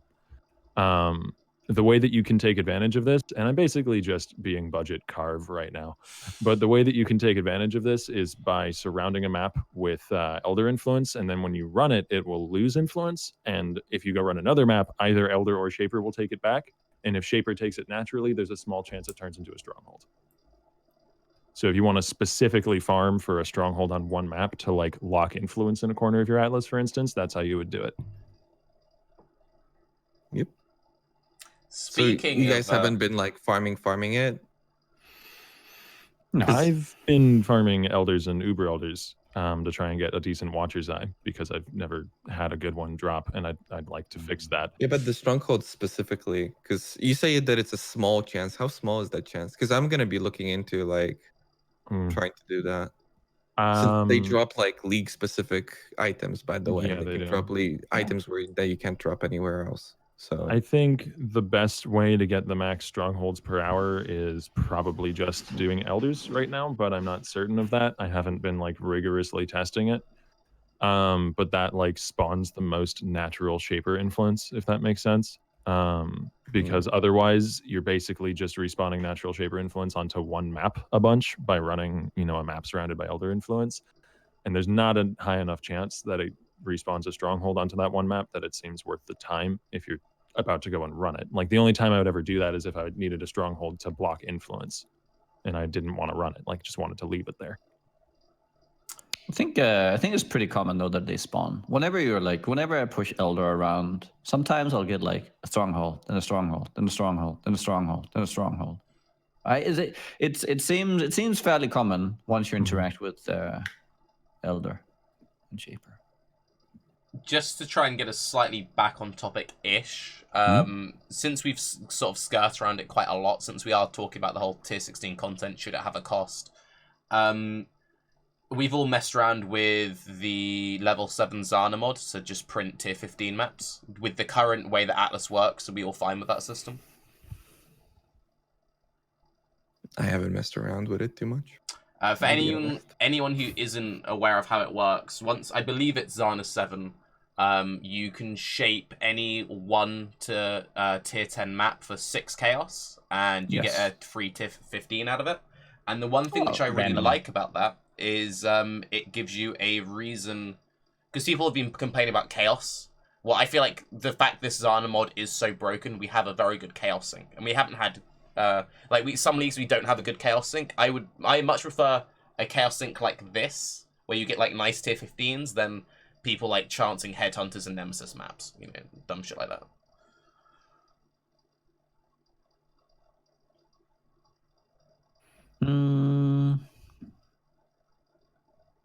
It's +5, not always 15. If you put it on a tier 10 map, it's always a tier 15. I doubt anyone's using this on a tier 1 map to get infinite tier 6s, you know. I might have used some of those. I'm actually surprised at the value in Trade League that T16s still have. Obviously, playing Soul Self-Found, you wouldn't be aware of it, but they've been at like 20 to 22 chaos for weeks. They're not moving. Yeah, that seems way too much. Despite, you know, how crazy cities are for getting you maps and how good Zana is. I'm also quite surprised at how expensive exalts are. I think there's a few factors. So chaos theoretically should be strong because Zana's map device is very good this league. So there's a big chaos sync, like you said. But there's also way more chaos being generated than usual because of delves and because of both the currency nodes and the wealth boxes that are being farmed by people doing darkness diving. And then I guess there's more of a sync for exalts because people are doing more crafting. So like I know that I've slammed way more items this league than I do in most. And people are doing more crafting both because fossils encourage it and because the delve mechanic encourages it, because if you want to make some crazy piece of gear for your build, a lot of the time you do have to self-craft it, particularly if you're trying to use one of those delve mods we were talking about earlier that only come from the specific runs. You're going to find yourself annulling and slamming a lot. I don't know. It's just exalts will always have a high value. if you metamod craft something and you scour and metamod and scour and metamod, there's a limit to like how cheap an exalt can ever be because of that mechanic. But like I'm not surprised that they're expensive. I imagine exalts would be an expensive item. That's always going to be a core part of Path. I'm surprised that they're still climbing in value and up in the 120 to 125 range. Damn. I don't know. But I it's think the whole probably just exalt to do with thing like is. high supply of chaos. I think the whole Chat's been exalt really, thing is kind of irrelevant, and people are spamming bots and all this dumb shit. I think Yeah. it's just a meme. I don't know. I think that currently, as much as people complain that You there's think no. it's a meme? I You think people are joking? I think they've been sipping on that Reddit juice. Honestly, It's Raiz, bots, guys. It's RMT. Okay. Factories controlling Everyone everything. who's like, Tarky, you've done a really good job of being professional this entire podcast. It's bullshit. Carts are stealing my alchemies. Bots are stealing my fun. Ziz is playing the game. Therefore, I can't play. Streamer RNG. It's just bullshit. I'm sorry, man. Tarky. I feel responsible. I should never have said the word exalted. But anyway, to get back to, I think as much as people complain that there's no reason to play like maps this league, the map system for the casual player that streamers love to talk about so much, it's the best it's ever been, right? It's super easy to progress this tier. It's easier to progress this tier than Harby. It's more straightforward with how Zana works. The whole Elder system is actually like quite easy to get into. And I currently think there's a very good balance between delving and mapping, because SSF, by the way, most new players don't trade that much.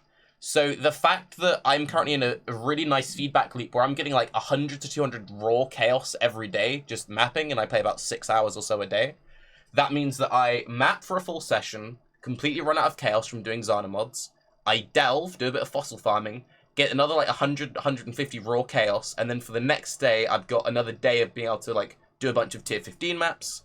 I get some guardians. I don't get any fucking guardian loot, and then I go back in the cycle and sort of just spin it around. So as much as people complain about like how PoE's so shit right now because the mapping's got nothing, I think mapping's in a pretty good state. I much prefer this kind of mapping to sitting in Shape Strandle League. Much prefer it. I think we're so far gone from that. Like nobody, the game is so different from like the whole Shaped Strand stuff. It almost seems like years away. Well, it kind of is, but I mean, when we had Shape Strand, there was like one thing to do. It's like push XP. Like what else did we really do? Yeah. Now we've got push delve floors, which is pretty cool, actually.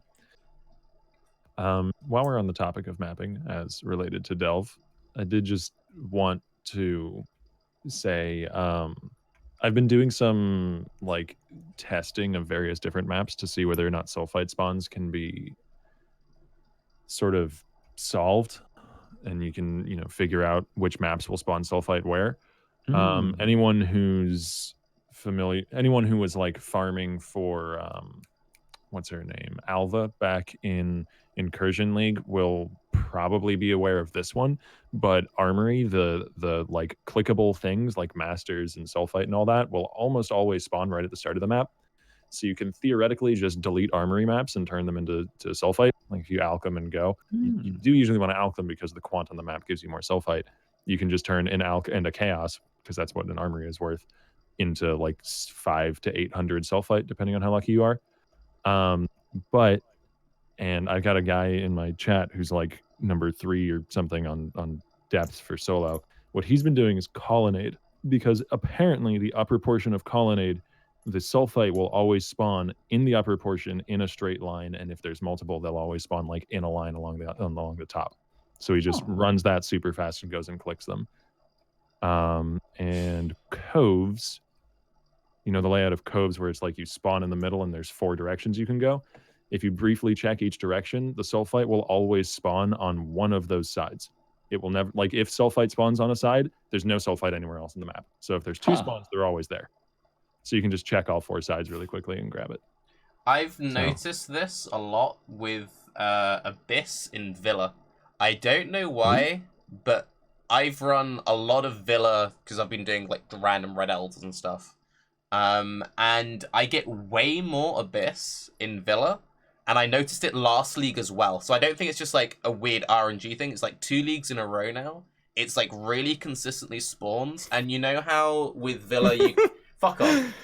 Calm down there, the Reddit. same spot every time. There are 2 spots. So you know how with Villa you've got like the one floor, then you've got like the garden area, then you've got another floor, then you've got the boss. Yeah. It nearly always spawns either on the first floor or the garden. I've never had it spawn in like the 3rd floor. Yeah. I mean, that's crazy. Actually, now that you mentioned that, now that I think about it, the last time I scratched my ass, it kept spawning in the 1st floor, and the more I You make scratched, the more fun. it spawned. It was crazy. But there are some there are some rules to the way that things spawn in Path of Yeah. Exile that can be messed with. Like for instance, back in Bestiary, I was farming for a particular beast. The what's it called? Lurcher, waste lurcher is the name of it. It's this big hot dog lobster looking thing. And it spawns in leyline maps and sulfur vents, and I hate sulfur vents, so I ran leyline instead. And apparently, whenever a strongbox, I don't know if they fixed this, but whenever a strongbox spawn in leyline, it will always spawn in the same spot. If there's 2, there might be another one randomly somewhere else on the map. But if there's 1 strongbox or more, one of them is it's right near the boss room, sort of to the right or the left. Like it's right in front of the boss room to a side. And when I was running this a bunch, I had someone come to my chat and ask, "Oh, are you doing ley lines to farm boxes?" So apparently this is, relatively known information. And maybe people have been targeting farming div boxes or arcanists or something doing that. I'm surprised you kind of meme about that, Raiz, because this is the kind of conspiracy theory I get into, because it's like, as racers, like, you and Nugi, like, you learn layouts, right? Like, certain layouts just have it, like, they spawn there. Like, so many ARPGs, it's like, there are, like, 5 different spawn points, and you check, is it one of these 4 spawns? But, okay, so determining where the spawn point is, and you said there are more abysses, right? That's different. I think that some maps have a weighting on getting more events. And I think Villa in particular has an event weighting on it, which is why I'm noticing more Abyss than in other places. Because you know how with indoor maps, outdoor maps, they have this spawns here, this spawns there. I'm like nearly 100% sure that certain maps do have weightings towards having certain events more than others. And I think Villa just happens to be one of the maps, and it would make sense. I know Raiz is like fucking shut up, but it's... No, don't get me wrong. Like I can see it happening just because, well, GGG did such a massively shit job at like balancing out the efficiency of maps when they said that they're basically just changed the meta to like indoor maps from outdoor maps. So maybe like this is part of it where somehow they're just like, oh yeah, you don't get more XP, but you spawn more of this thing, by the way, and that makes it feel good. But like, I don't know. No, but it's like like with cells, like they just put loads of shit in cells to try and get people to run cells. There are 100% more maps that they put more shit in and less in this one. And for me to say I think this might be one of the maps which gets more shit in it isn't that tinfoil. No, let's see it. I kind of want to run like tinfoil. 50 villas now and test. Someone call up Jim and we'll get him You to have test my it. curiosity, Tarky. Yeah. Like the thing is, you've really got to do such severe. Like you guys farm blood aqueducts a little bit this league. You know how the sulphite always spawns at the end, like right near the high gate. Yeah, where Alpha used to spawn. Yeah, it feels like it does that, but it doesn't. You just run enough so that it feels like it spawns because it's the one location you recognize that it spawns there, but you like kind of your brain just kind of kicks away all the other stuff. The counter argument is something like Quarry or Armory. Yeah, where, you can't say that Quarry didn't have consistent spawns. No, that's for sure consistent. Yeah. Like, and as far as maps go, I can speak from personal experience that Armory can be turned into Delve Juice very quickly. Like 90% of the time, I'd say 9 out of 10 times you'll get the spawn right at the start. Occasionally you'll have to actually run half of a map. In my experience, it was what a like shame. 60. Well, Oh, what you need to remember, Guys, Raiz, man, is you gotta turn on some better RNG. Octavian has another 2 weeks of playing the game on you, so It's true. This is true. to eventually get back to the flare thing I wanted to talk about an hour ago. As much attention as fossil farming is getting, I am kind of surprised that there isn't more attention on flare running. So there are a few different ways you can do it. I made a video explaining one way. Carve then did typical Carve thing where he leaves the Tarky half explained this mechanic poorly. But this is something that MP did a lot with their group, where they would use flares to kill monsters before they started the run to get their Var skills up. They buff this. We now have 20 flares. You can quite easily just find a random bit on the Delve, which has good mods, so Bloodlines or whatever. Find an easy one to do with a good eye level. And you just use flares to run the whole thing, kill all the monsters, reset on the other end. And it's costing you like 100-ish Azerite per run. And that is free tier 16 XP. And you get drops. The best spot is if you can get a +3 eye level song. Yeah. That one's the crazy one. Everything is like 86. That's funny because that's exactly the reason why, in a way, I was concerned about getting banned for the fossil exploit when they said that they have a way of tracking it with Embu. Because I've been doing that a lot. Like, people have been asking, how the hell am I always delving?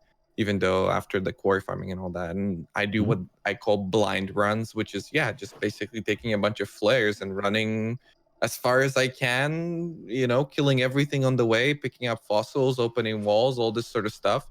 And then when I run out of flares, I know that I'm never going to go in that direction of the map. So I just log out and bam, it doesn't cost any sulphite. It's just Azerite.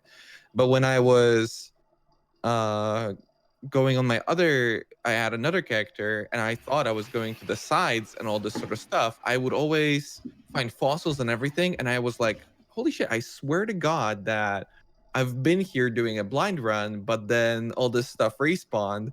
In a way, I thought maybe if they're going to be banning people, I'm going to get hit by that because I'm rerunning these zones now, even though I've never completed them and all this. So you see how he's covering himself here. This was entirely not intended.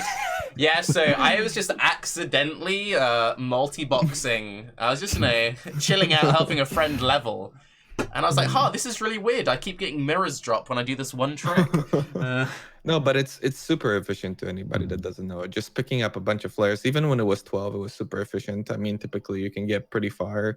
And this isn't with like any sort of character. This is with a CI character that's not intended to survive in like darkness. And also I was trying to just like get XP rather than farm up flares or anything like that. So I was actually tossing flares to kill mobs. And it's super useful. And that way it preserves your sulphite. A lot of people did that to power farm. A guy in chat saying he used it to get to 100 in SSF. Like, really good XP. I think this is the reason why they don't ban anyone, or why they would never ban anyone, because this is like the logical thing to do with the system. I can't see like why it's just so intuitive that you would try that. So like start banning people for this would be so insane. It would be ridiculous. Yeah, that's why I was so surprised, because that's why I needed confirmation because Embu messaged one of the developers and they were like, oh yeah, we have a way of tracking this and stuff. And I'm just like, really? Like, you're going to ban people for this? No way.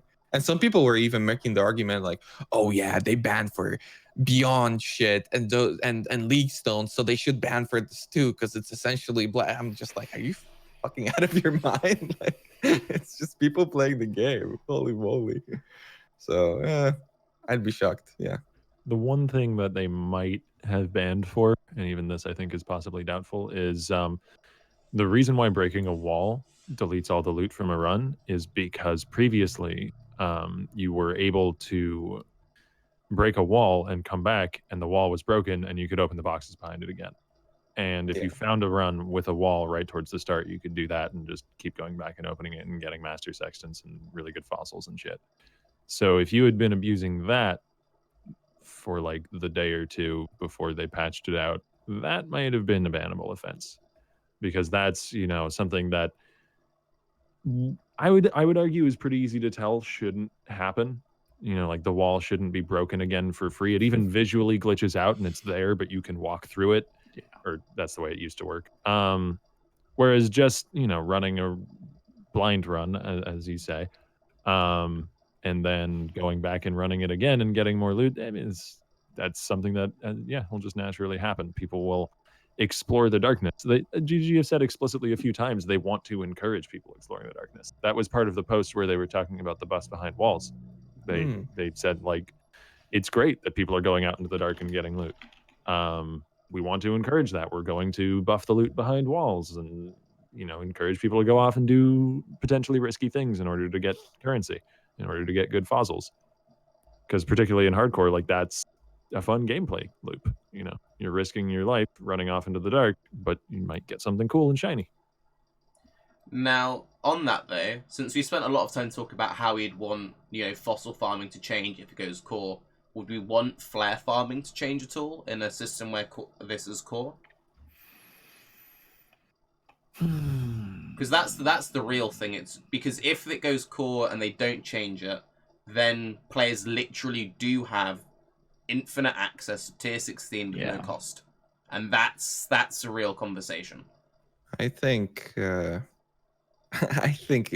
was very surprised how you mentioned earlier that some of these systems were a way to make it not so punishing to failing a delve. I think delves should go bye-bye if you fail it. Like, that passage is no longer available and you have to go around it. If you fucked up a delve, it just crumbles and you can't go through it anymore.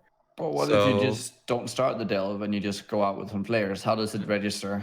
Yeah, that's the big problem, that you still have to mess around. But the point is that it's supposed to be a lot more but how do you go through it then? Especially with the system. If you're going down and it doesn't, what? You can still go through it, but you don't get rewards? You go up and you go around, man. No, there are too many dead ends. It'd be too expensive.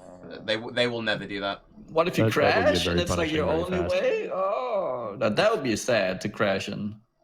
Well, it'd be sad to crash and lose 10% of your XP at 95. Also, because this is the thing as well, is I keep mentioning it, a lot of these systems wouldn't be a problem if this shit was character bound. The fact that this is account bound, a big reason why they said they wanted stuff to go account bound was so that you might have a character which isn't very good at bossing, but now you could log onto your bossing character to kill, the Val guy or Arl or whatever. With Raiz's system, then it's like, oh, rip boss, one attempt.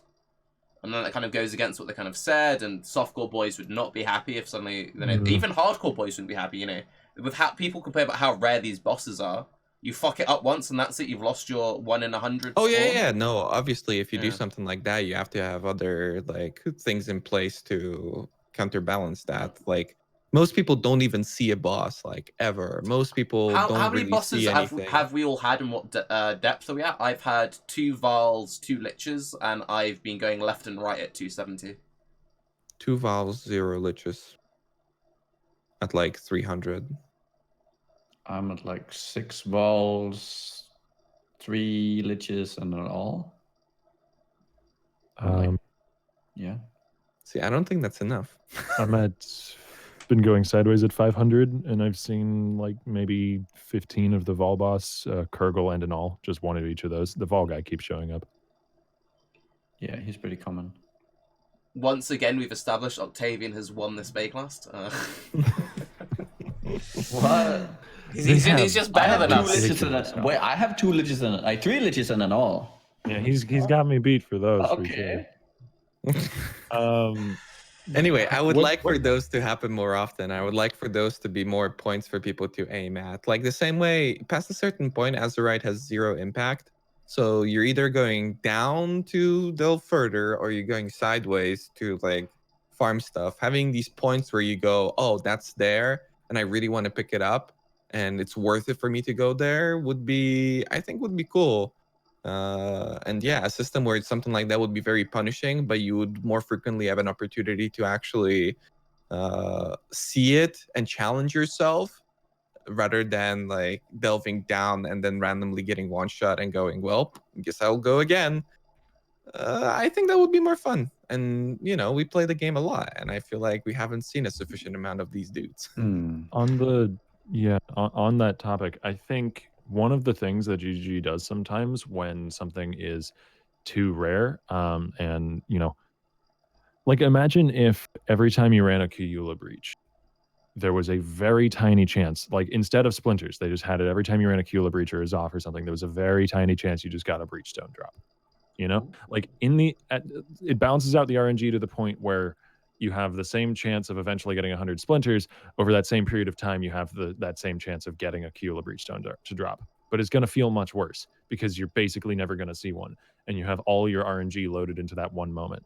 So what if instead of bosses just spawning, and you either have a boss or you don't, whenever you find a city, there's like a mini boss in that city.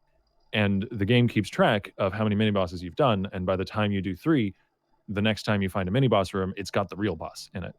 So basically, every city you find is making some small progression towards a boss, rather than every time you find a city, there's a gamble: is there a boss here or is there not?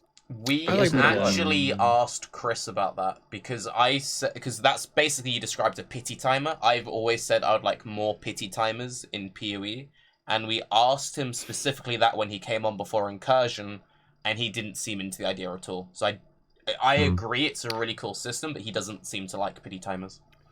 But isn't the whole...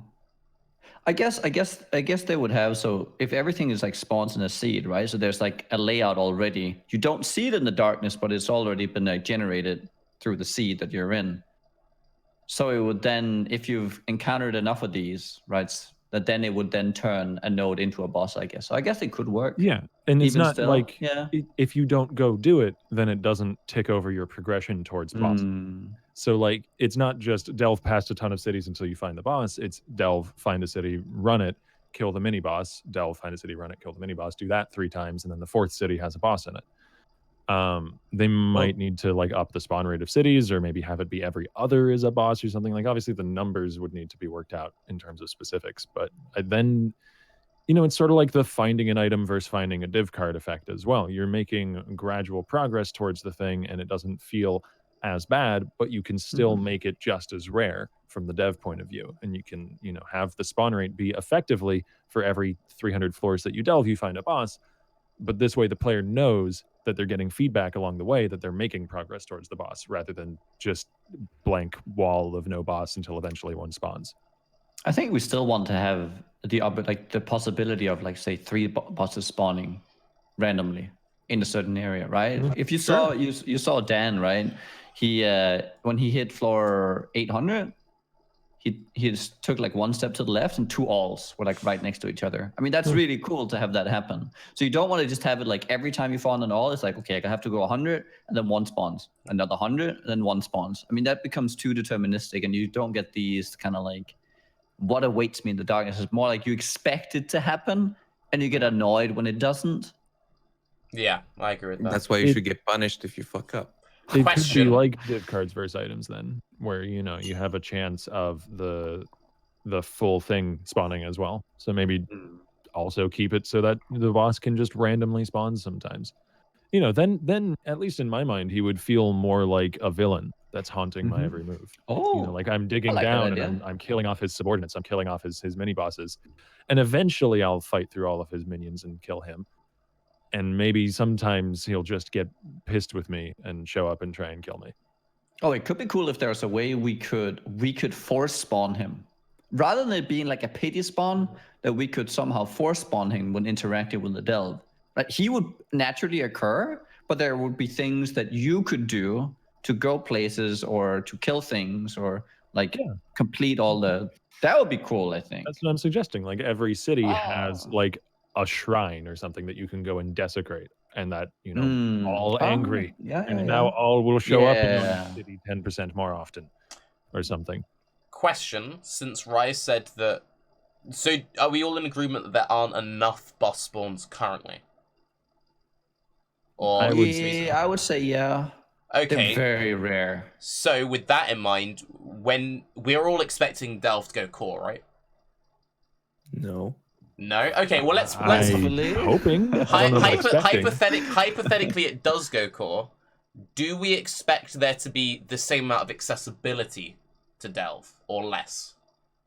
Way less.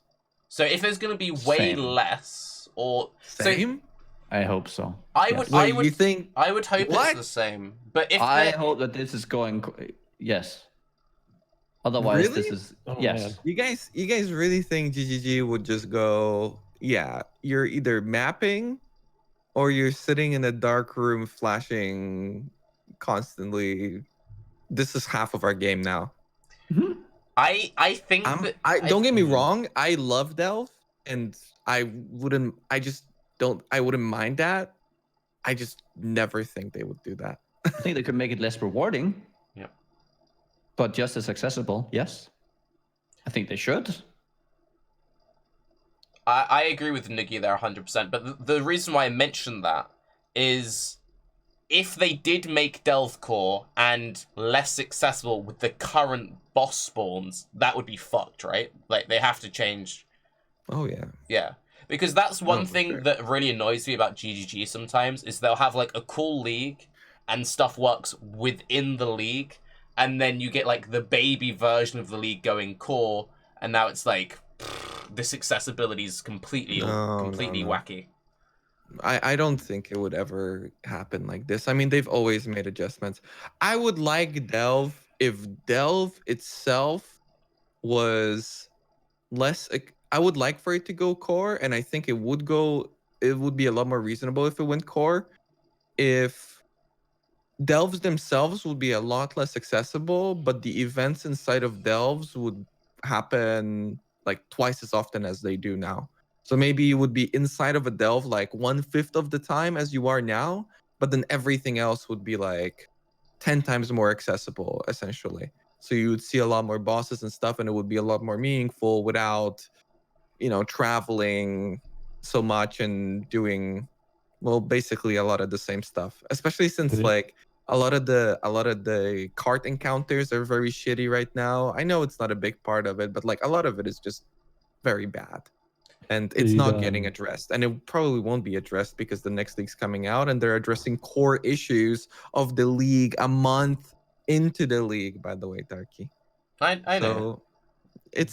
There's just so many issues. And again, I love Delve and I love this alternate playstyle, and I especially love like building characters. But for it to be Path of Exile is mapping and Delve, I'd be shocked, man. But I hope you end up being shocked. I don't disagree with some of your points. I agree. I hope it's added. I really like Delve. And it's the same team. I want to see like standard mirror tier builds taking on, depth 1200 all or some crap. That sounds like a fun time. And if it never goes core, we won't see that. Question though, so I'm assuming the way that it would be limited from what you're explaining, Raiz, is they make like Azurite way rarer, right? Either I think Sulphite. Why do you want it to be? No, why should it be more limited? No, it's not. Just so we're clear, it's like more Delve action, less Delve filler. Right, but like this is my follow up. This is my follow up though.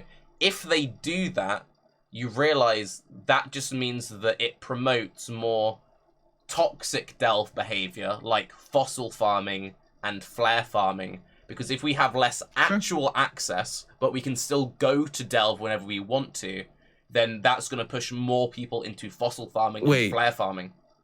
Well, yeah, but then you're making an argument that you think the system should go core and be as accessible as it is now with the current fossil farming and all this stuff. You think that Path of Exile should be that? I think that Delve should go core.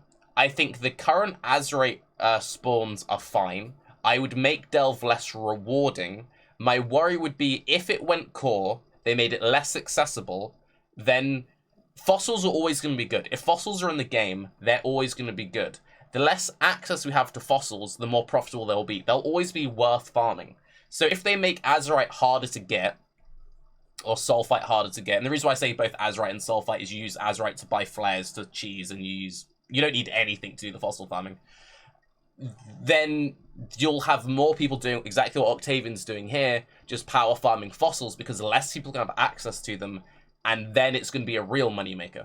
Because it's just going to be I think fossil farming in its current state, if they're unable to fix it, might be the sole reason why, despite a lot of other issues that Delve has, it wouldn't go core. I think there's no world in which fossils remain the same and accessibility to fossils remains the same and it goes core. I don't think that's ever gonna happen. But that's Okay. such an easy thing to fix. You just lower the think- spawn rate. I think. I mean, Wait, how would it be an easy fix then? lower the spawn rate. Like, Well, if you amount lower of ti- accessibility, then a lower spawn rate might not do the trick because if there's less Yeah. accessibility, No, but if it goes legit core way. now, like it is. then that It- kind of feels worse for people who aren't abusing it, though. Like Yeah. it's balancing around the Yeah. abusive edge case, which has the collateral damage of hitting people who are I mean, you have it legitimately behind the farming. walls. Just have So it- what we were we talking just- about earlier, yeah. Yeah. Not just But lowering the if spawn rate, they but just rebalancing. put everything behind the walls, then that just makes flare farming even stronger because you can Yeah. break walls with flare farming. Like the one thing they could do is we will merely adapt. yeah, like they'll Yes, there which will we always should, yeah which there is will part of always the be a fun. way around it. What they could maybe do is move more stuff behind walls, rework the like the delve map itself so there's less azurite available, and make both flares and dynamite more expensive. Listen, there's a guy who's calling me an anti-fun Hitler. don't get me wrong. Wait, hang on. I love delving, but you know what I also really love? Diving. But I don't want to live underwater and inside of a cave Yeah. all my life, okay? Like there's limits to these things and what makes them fun and how far you should be taking them, just so we're clear on that. And again, this is coming from somebody who really likes delve. Yeah. I really think it's a cool league, and I even disregard a lot of the issues, and I'm not bothered with fossil farming. And you know what? I even fucking like quarry. Okay, so like this league really hasn't had that many issues for me, but yeah, again, like the more it goes on, the more I'm like, oh, I don't know if this is gonna go core. See, I agree 100% with everything you're saying, Raiz, and I've spent multiple leagues doing exactly what you've said, of being like, hey guys, let's think about the long... Like, usually that's my main stick, is I'm like, let's think about the long term. That's the thing I always go for. And it kind of goes back to what I was saying earlier. I do think they need to be really fucking careful. And that's like when they announced this league, I said this league could potentially destroy PoE in one of two ways, right? It could either be so much fun and then they remove it and then that like completely like shatters the community, or it goes core in a way which damages like the long-term health of the game. It is a very fucking problematic league and a very hard to balance league.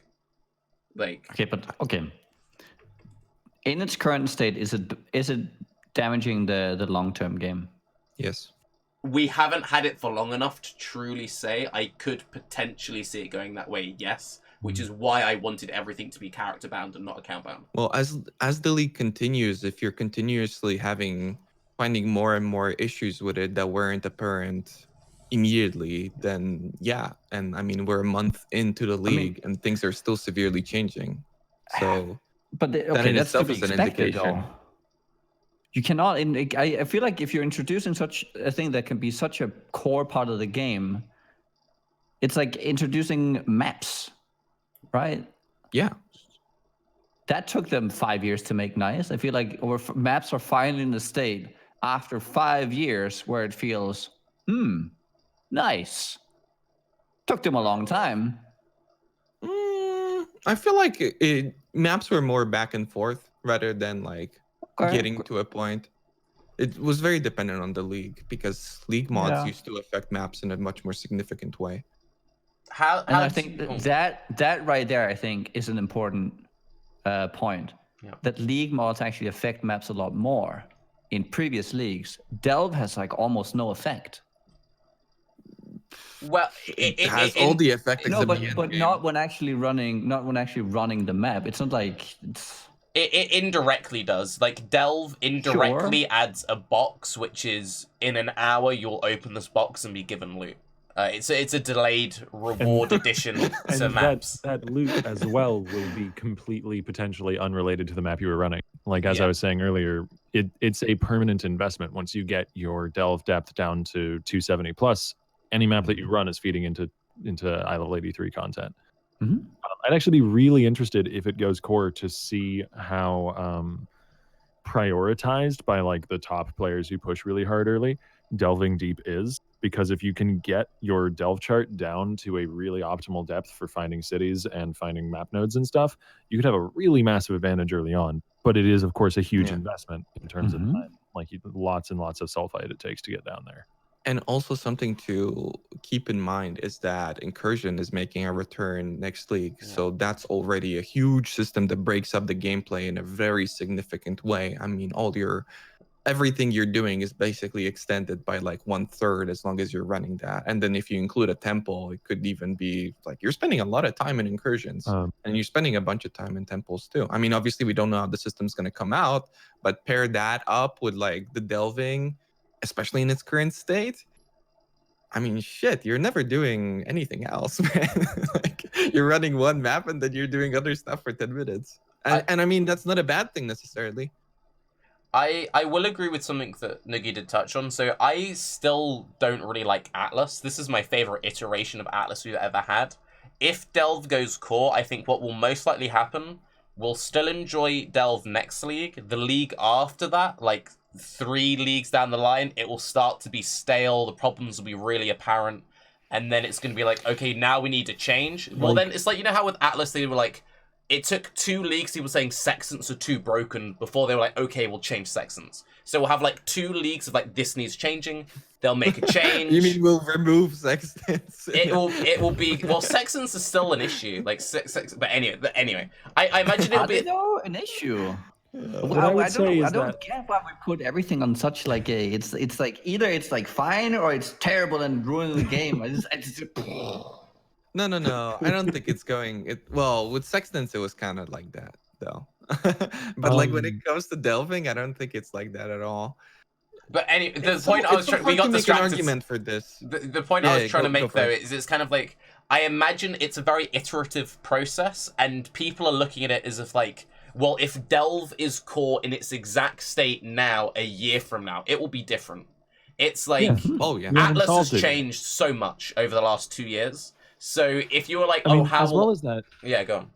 Even if Delve doesn't get any mechanical changes from the dev side, like we haven't solved Delves yet. No, we have some ideas after some time with the league, a month and a half, however long, as to like what the optimal way to approach delving is. But I am certain there are changes that can be made to how you approach farming sulphite, or what floor you want to be at, or what sort of nodes you want to target, that kind of thing, in order to get more bang for your buck out of delves. Like that's why I'm so curious if delve goes core, to see how it gets handled by the part of the player base that optimizes that kind of thing at the start of a league, because I think there's real potential to, in short, abuse delves for massive gains early on.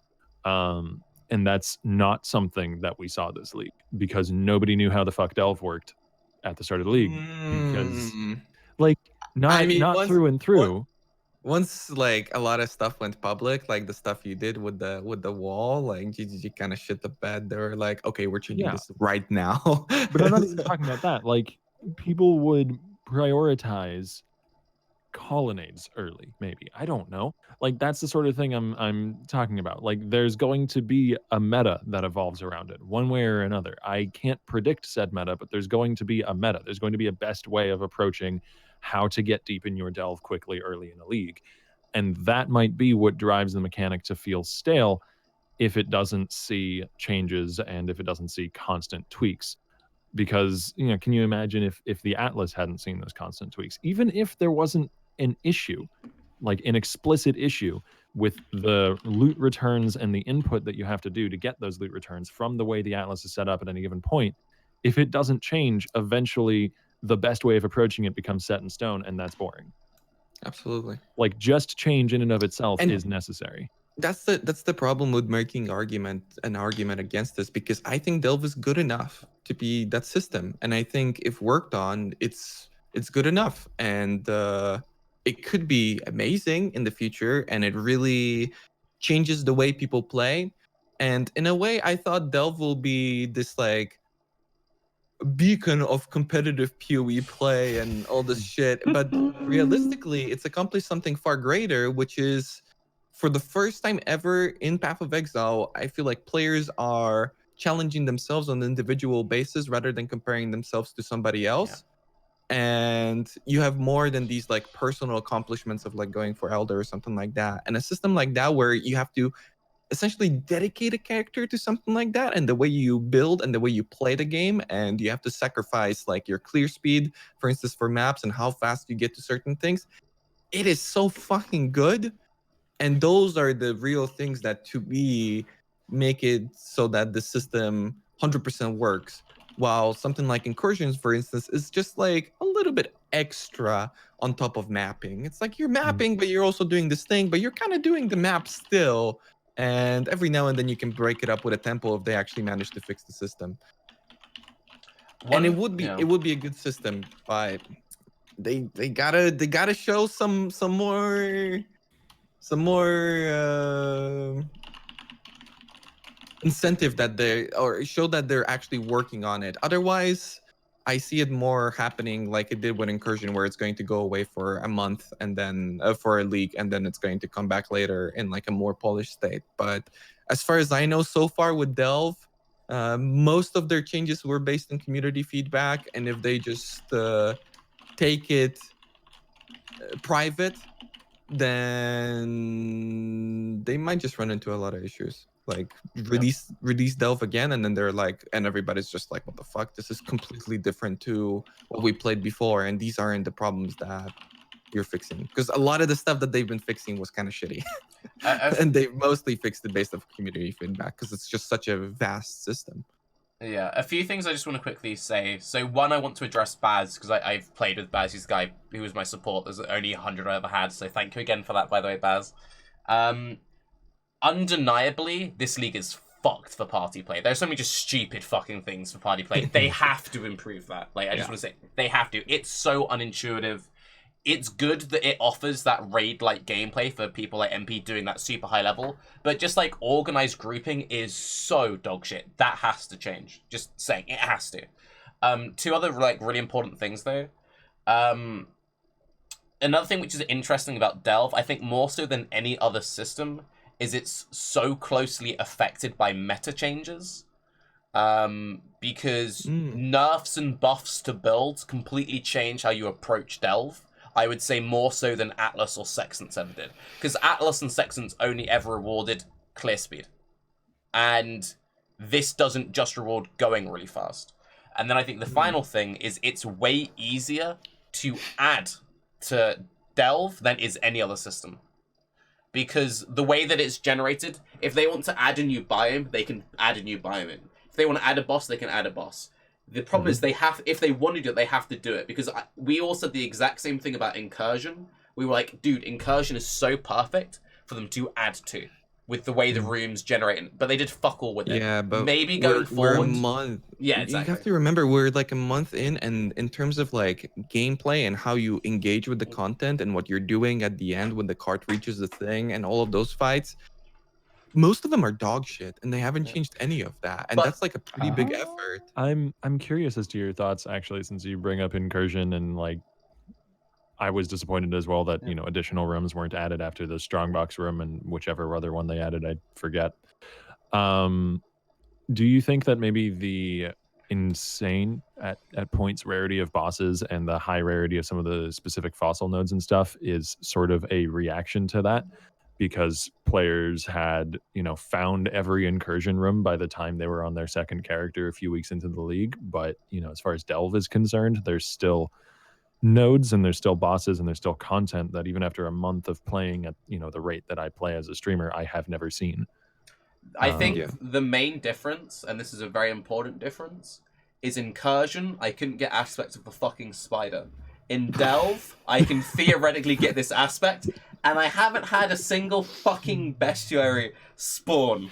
And look, Bex, if you're watching after my amazing point earlier, you don't have to pay me for that. Just make bestiary go fucking core. Jesus Christ. But it is bullshit that it doesn't spawn enough. Get it? Like, where is the right balance? Thanks, Darky. I get really emotional about Einhar, okay? Where is the right balance? Like, because you don't want to have seen all of the content 2 weeks in, right? No. No. But you want the content to be findable. Like that's why I'm saying what I was talking about earlier with the bosses, where you have this like slow burn, slow build up to the enemy, slow build up to the node. If you can do that, that's better, in my opinion, because then you at least as the player are getting some feedback that you're making progress towards this super rare goal. And it's like something like Shaper or Elder, where you spawn Elder, you slowly grow him, you go do his Guardians, then you do the Elder. It's not just you're running maps, and occasionally when you run a map, maybe Elder might show up. He might pop by to say hello. The thing is, I totally see that. I think the problem with Sulphite, for instance, that a lot of people had, maybe still have some, wasn't that Sulphite was unavailable. It's just that most of the time it was uneventful enough. Like the Sulphite wouldn't actually do anything. And that's like a big problem. Like you would go a couple floors down, but you wouldn't really engage with anything big. And yeah, that's just kind of a problem to be where I would feel that, yeah, if there was more stuff and there would be a bigger goal, then I would be more accepting of what you said.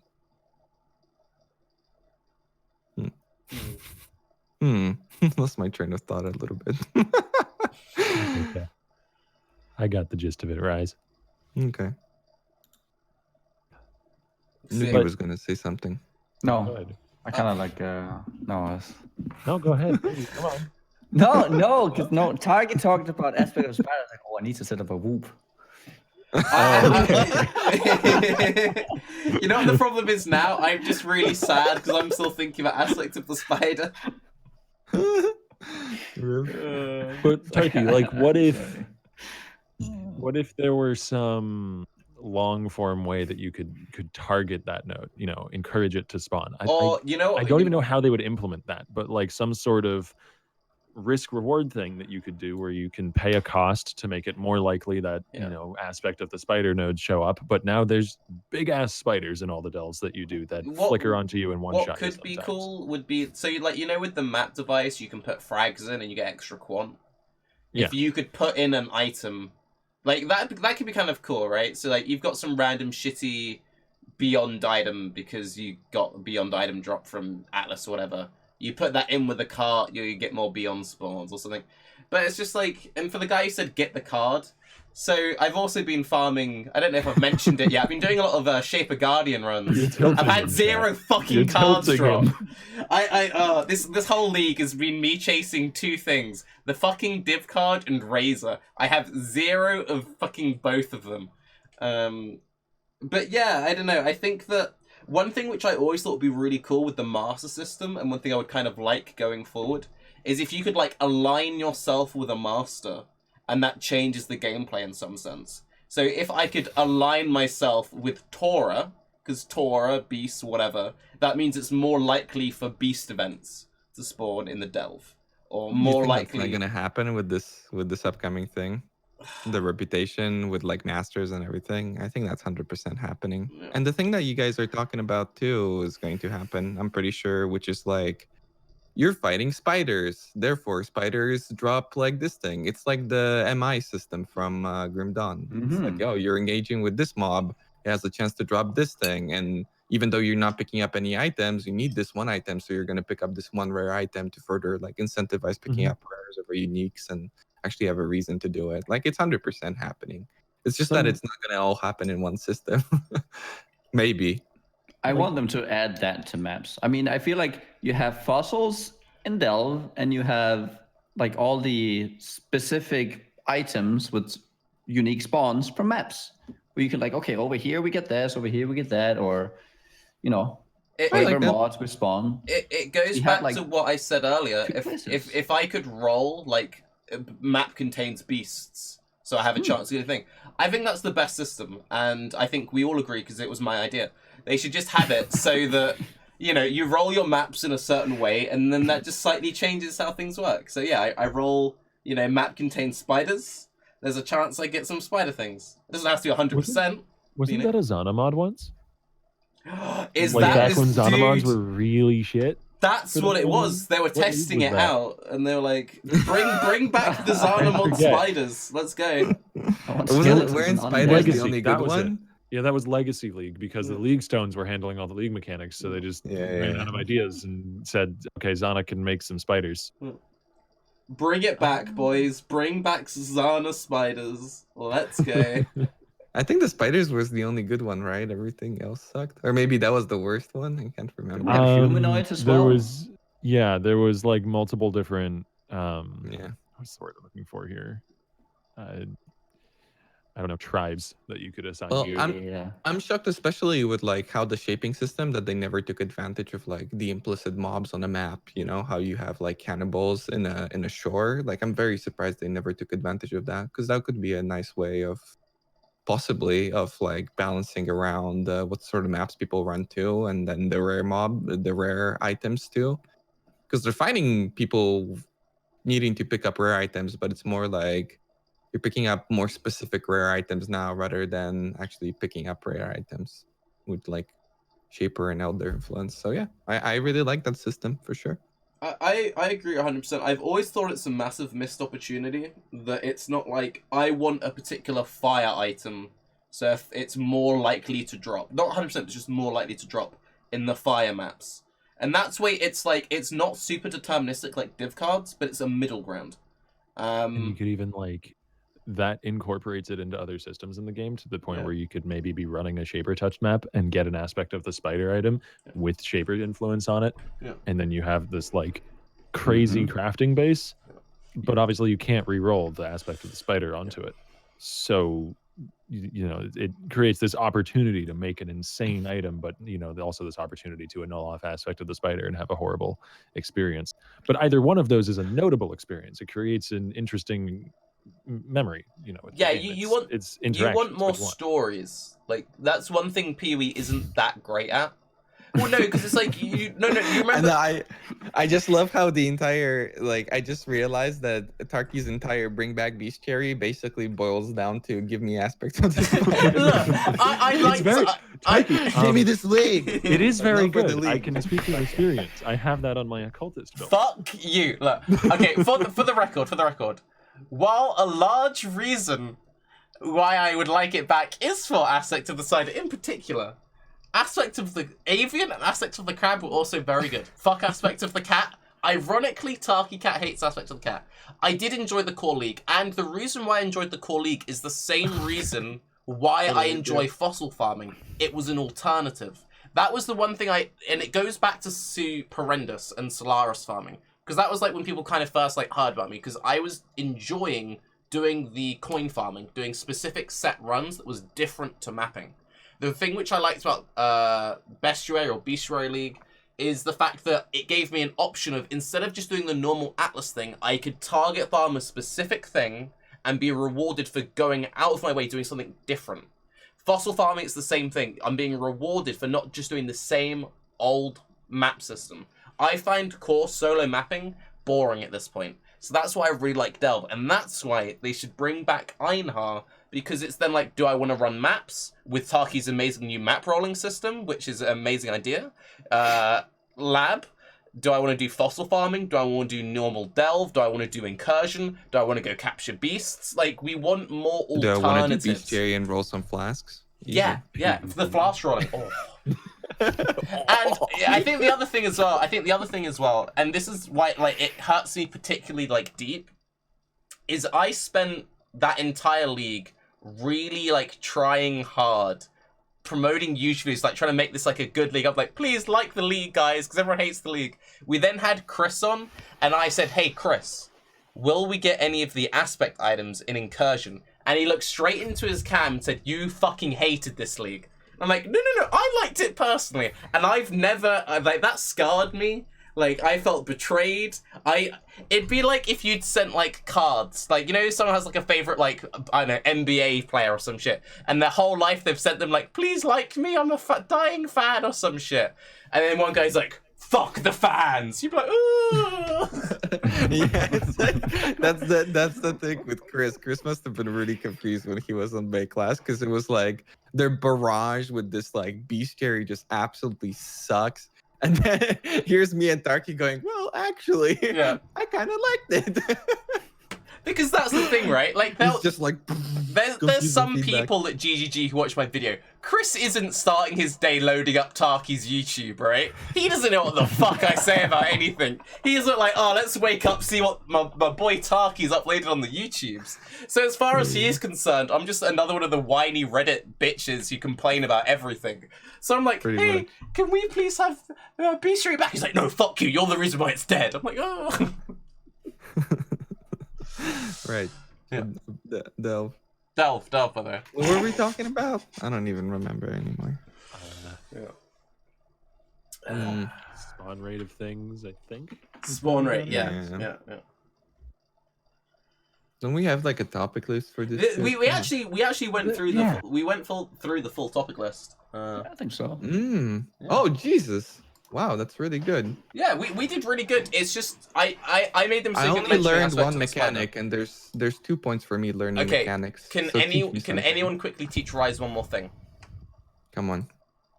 We're covering up the topic list. Listen, it's not that hard. Just oh, Raiz, this is something I can teach you. Okay, if you watch, see, I can stand up on the stream, and I haven't flashed anyone. If you wear these trouser things, then you can stand up freely, and I don't need to turn my cam off.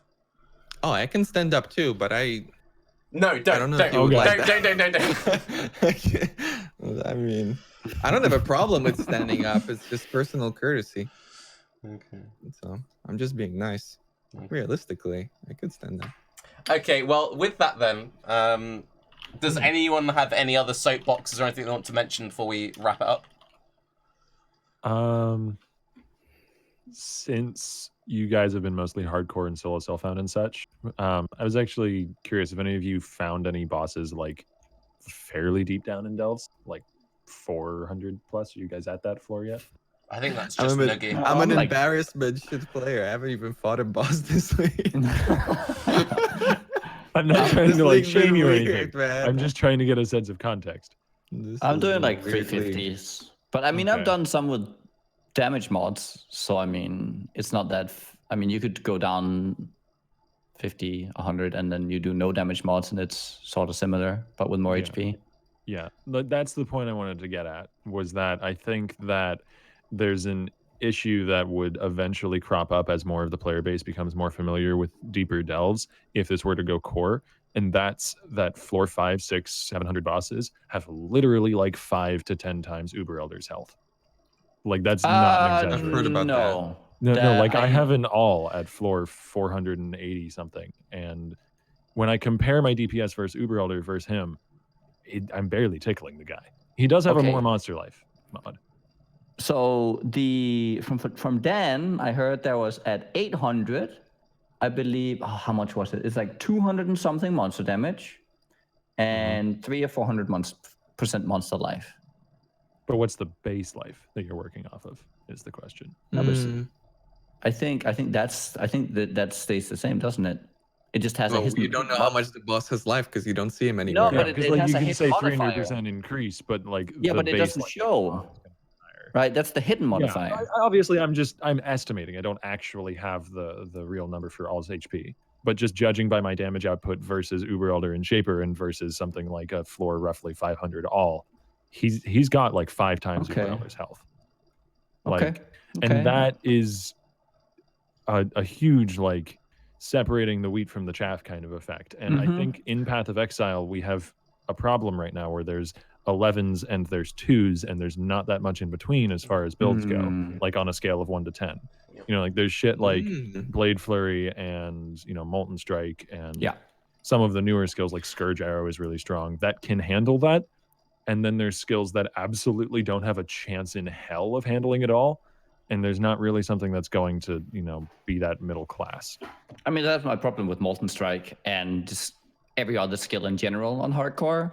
If you want to do any melee skill and you actually want to have good damage output and also have all the other like tools in the kit, there's like no other thing you can do, pretty much. I mean, sure, you can go Blade Flurry. It's like sort of good, but you don't have a shield, for instance, which is huge for survivability in almost every case, either through Saphos or an ES shield. So it's like, oh, you're dual wielding. Well, okay, if you're dual wielding, I mean, you'll kill Uber Elder, but if you delve deep, you won't have the survivability. So you're left with Molten Strike. I think eventually the purpose of Delve is to separate the builds out into sort of a graded scale, and you're going to have that effect eventually. I'm not arguing for everything to be the same, because then it's boring. You know, if there's no best choice, then what's the point in making choices? But right now, I would say we have a bunch of 11s and 2s. We don't have 5, 6, 7s, or 8s. Like, there needs to be some builds that can fill that middle ground. And that's been the case in Path of Exile for a while. But like, it just hasn't been, they haven't shown a light into that dusty, cobwebbed corner, because, you know, the ceiling was Uber Elder, and there were plenty of builds that shit all over Uber Elder. Like, he like do 3, 4, 5 times the amount of damage needed to kill him. But now we have bosses that have that much health.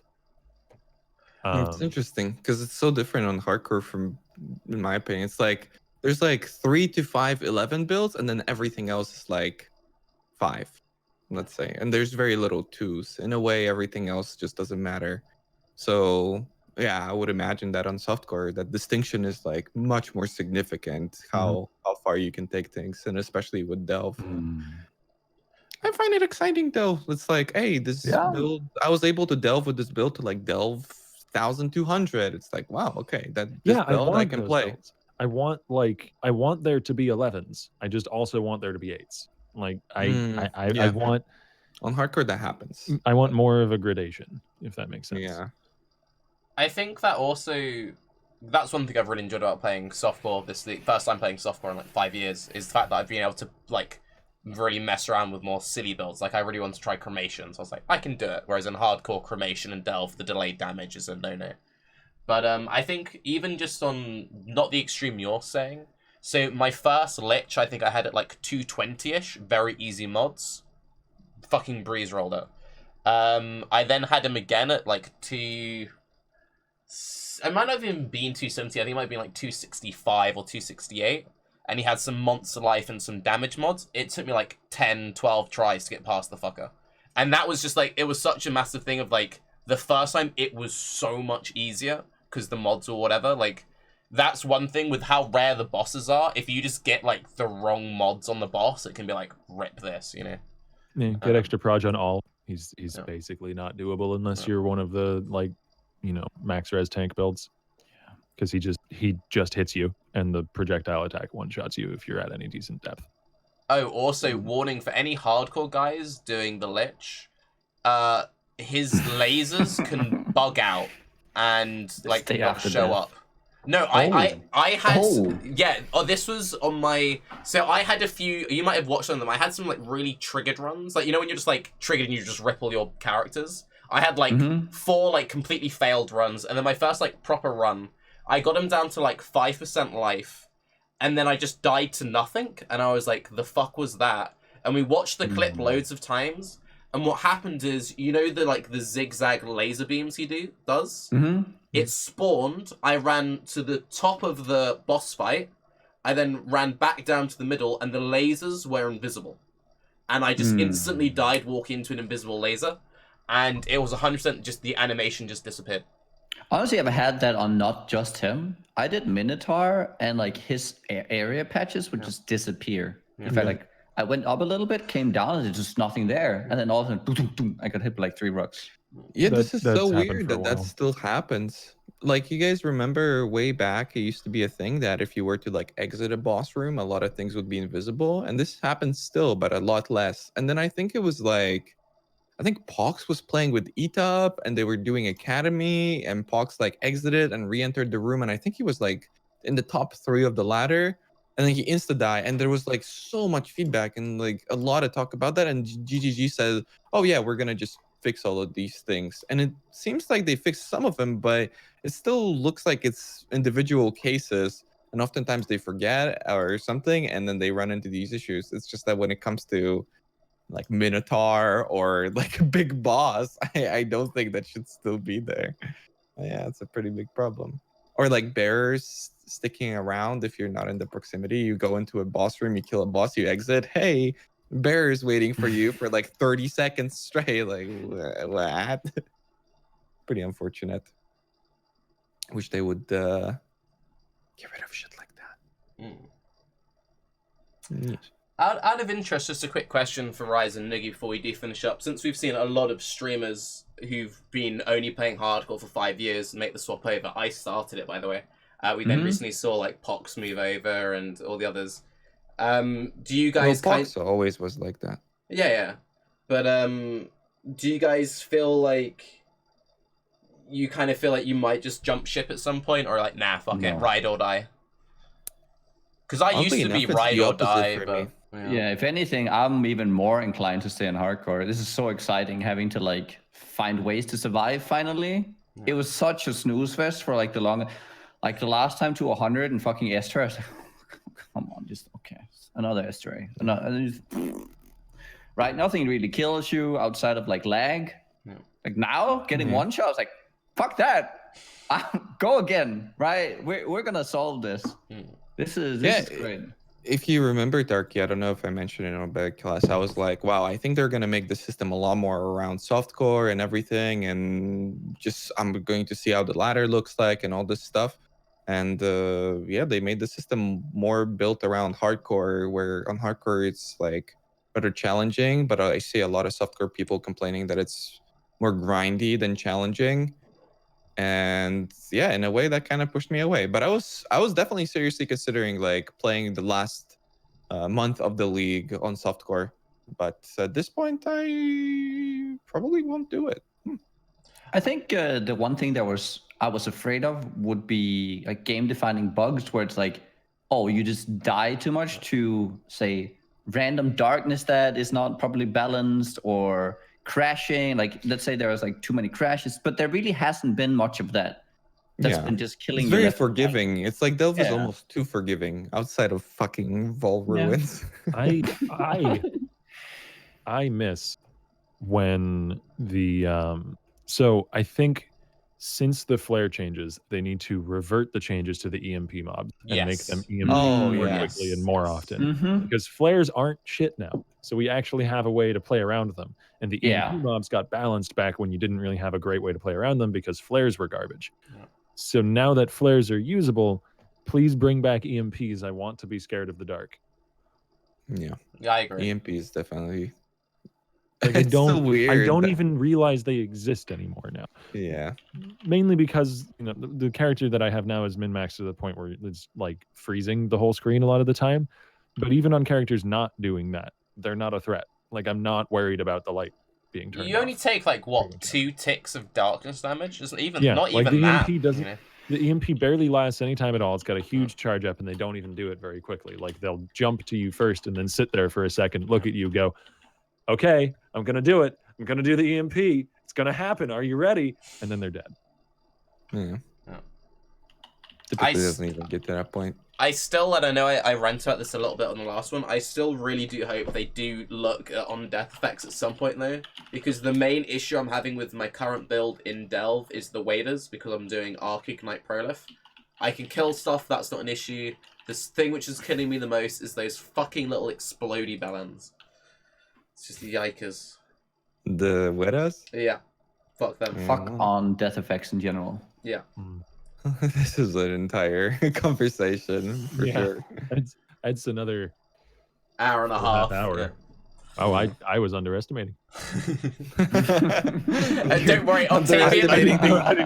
Somehow I could bring on death effects back round to aspect of the spider, and that would start a whole thing. So it's an easy an hour and a half discussion. We'll save that for the next one. Just years of salt. Yeah, but on that though, I would like to thank Nugiyen Octavian for joining. I'd also like to thank Raiz for coming back to PoE, since apparently everyone thought you died. Okay, just so we're clear, because somebody said that I'm back to PoE. I never left PoE. I was just he quit. He became he was a Nintendo streamer. I saw the streams. I'm gonna get rank 1 Delve now, by the way, if I ever get my points spent. Easy.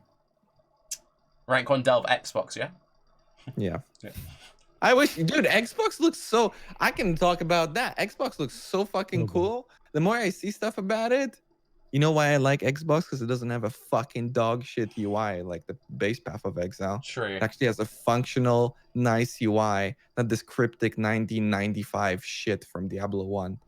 God damn it, PoE. To be fair, if I had an Xbox, Bex, you could buy me. If I had an Xbox, I would play because I just want to try it. Like, I've never had a console when I was playing Diablo and it came out, I didn't have a console back then, so I've never been able to try it. I would like to just try it with a controller.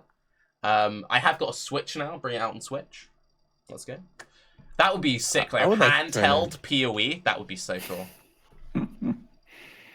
I'd like to try that. I think everybody could, right? Just do like one race where everybody's playing on Xbox. I don't know how everybody would get an Xbox, but... Oh no, Raiz, this is what they do. They make group Cellfound a thing, but only on console. Oh, fuck. Let's That'd go. be evil. Let's go. Yeah, I don't know how much I like that. Okay. Right, so actually, I'd like to thank Nugiyen Octavian Raiz for coming on to Baeclast. We'll see you all again in 2 weeks' time. Where can we find you, Octavian? You can find me on Twitch, on twitch.tv/Octavian0. That is the number, not the word. And on YouTube, if you just search Octavian PoE, I should come up. And now that Nugi has very proudly made a YouTube video, where can we watch said YouTube video? Nugiyen. Anything like /Nugiyen. So Twitter, Twitch, YouTube, anywhere. Instagram, no. I think someone took my name on Instagram. Nice. I really can't be bothered to learn how Instagram works, but I feel like it's something I should do, just because... I bothered for like half a day, and then I thought, am I gonna like run around taking pictures of myself? I've never done this before. No. So I just didn't bother.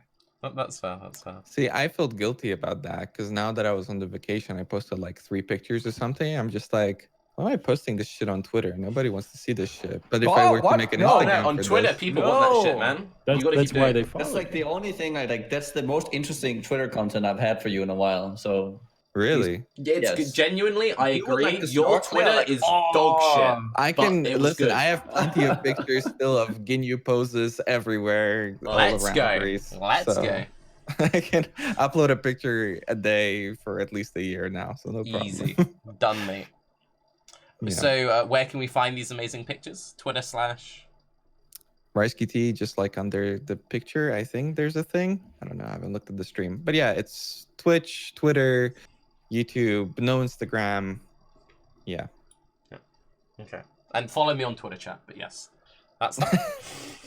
I like how we're Twitch streamers, but Twitter is the more important part. I keep saying this. The reason why Twitter is so important to me is that when I'm out and about and someone like, oh, what do you do? And I say, oh, I do YouTube. They're like, oh, can I see your thing, right? I don't really want to show them my YouTube videos because you guys have seen my YouTube videos. So if I'm like, oh, you can find me on Twitter, and they go, he's got like 2 followers on Twitter, it doesn't really have the same kind of ring to it. Because I can't be like, oh, I've only got like 2,000 people following him on Twitter, but I've got like 20,000 or something on this. So basically, I need people to follow me on Twitter because I don't want to show normies my YouTube content. Yeah. That makes sense. Yeah. For sure. And it's better for sponsors too. Yeah, true. That's why you suck with PoE. You can't get any sponsors. I have a sponsor. I've got a fucking sponsored watch deal at the moment. Movement Watches, by the way, are now the proud sponsor of Baeclast episode number 29. Link in bio. Yeah, but did they pay you anything other than commission? Yeah, actually, I got a free watch and I got an upfront and I got some commission as well. You got upfront? Yeah, it's not much, but I got some upfront. And they also sell computer glasses that they're trying to get me to test out, which I wear glasses now, but if you want the new eyeglass, I wasn't going to shill, but Raiz started this. They do these beautiful little reading specs. Is Raiz in on the deal as well? Yeah. link in bio. So yeah, Damn. So yeah, follow me on Twitter, and that's that. Yeah, but buy my shirts, no problem, dude. It's great. You can buy my shirts as well.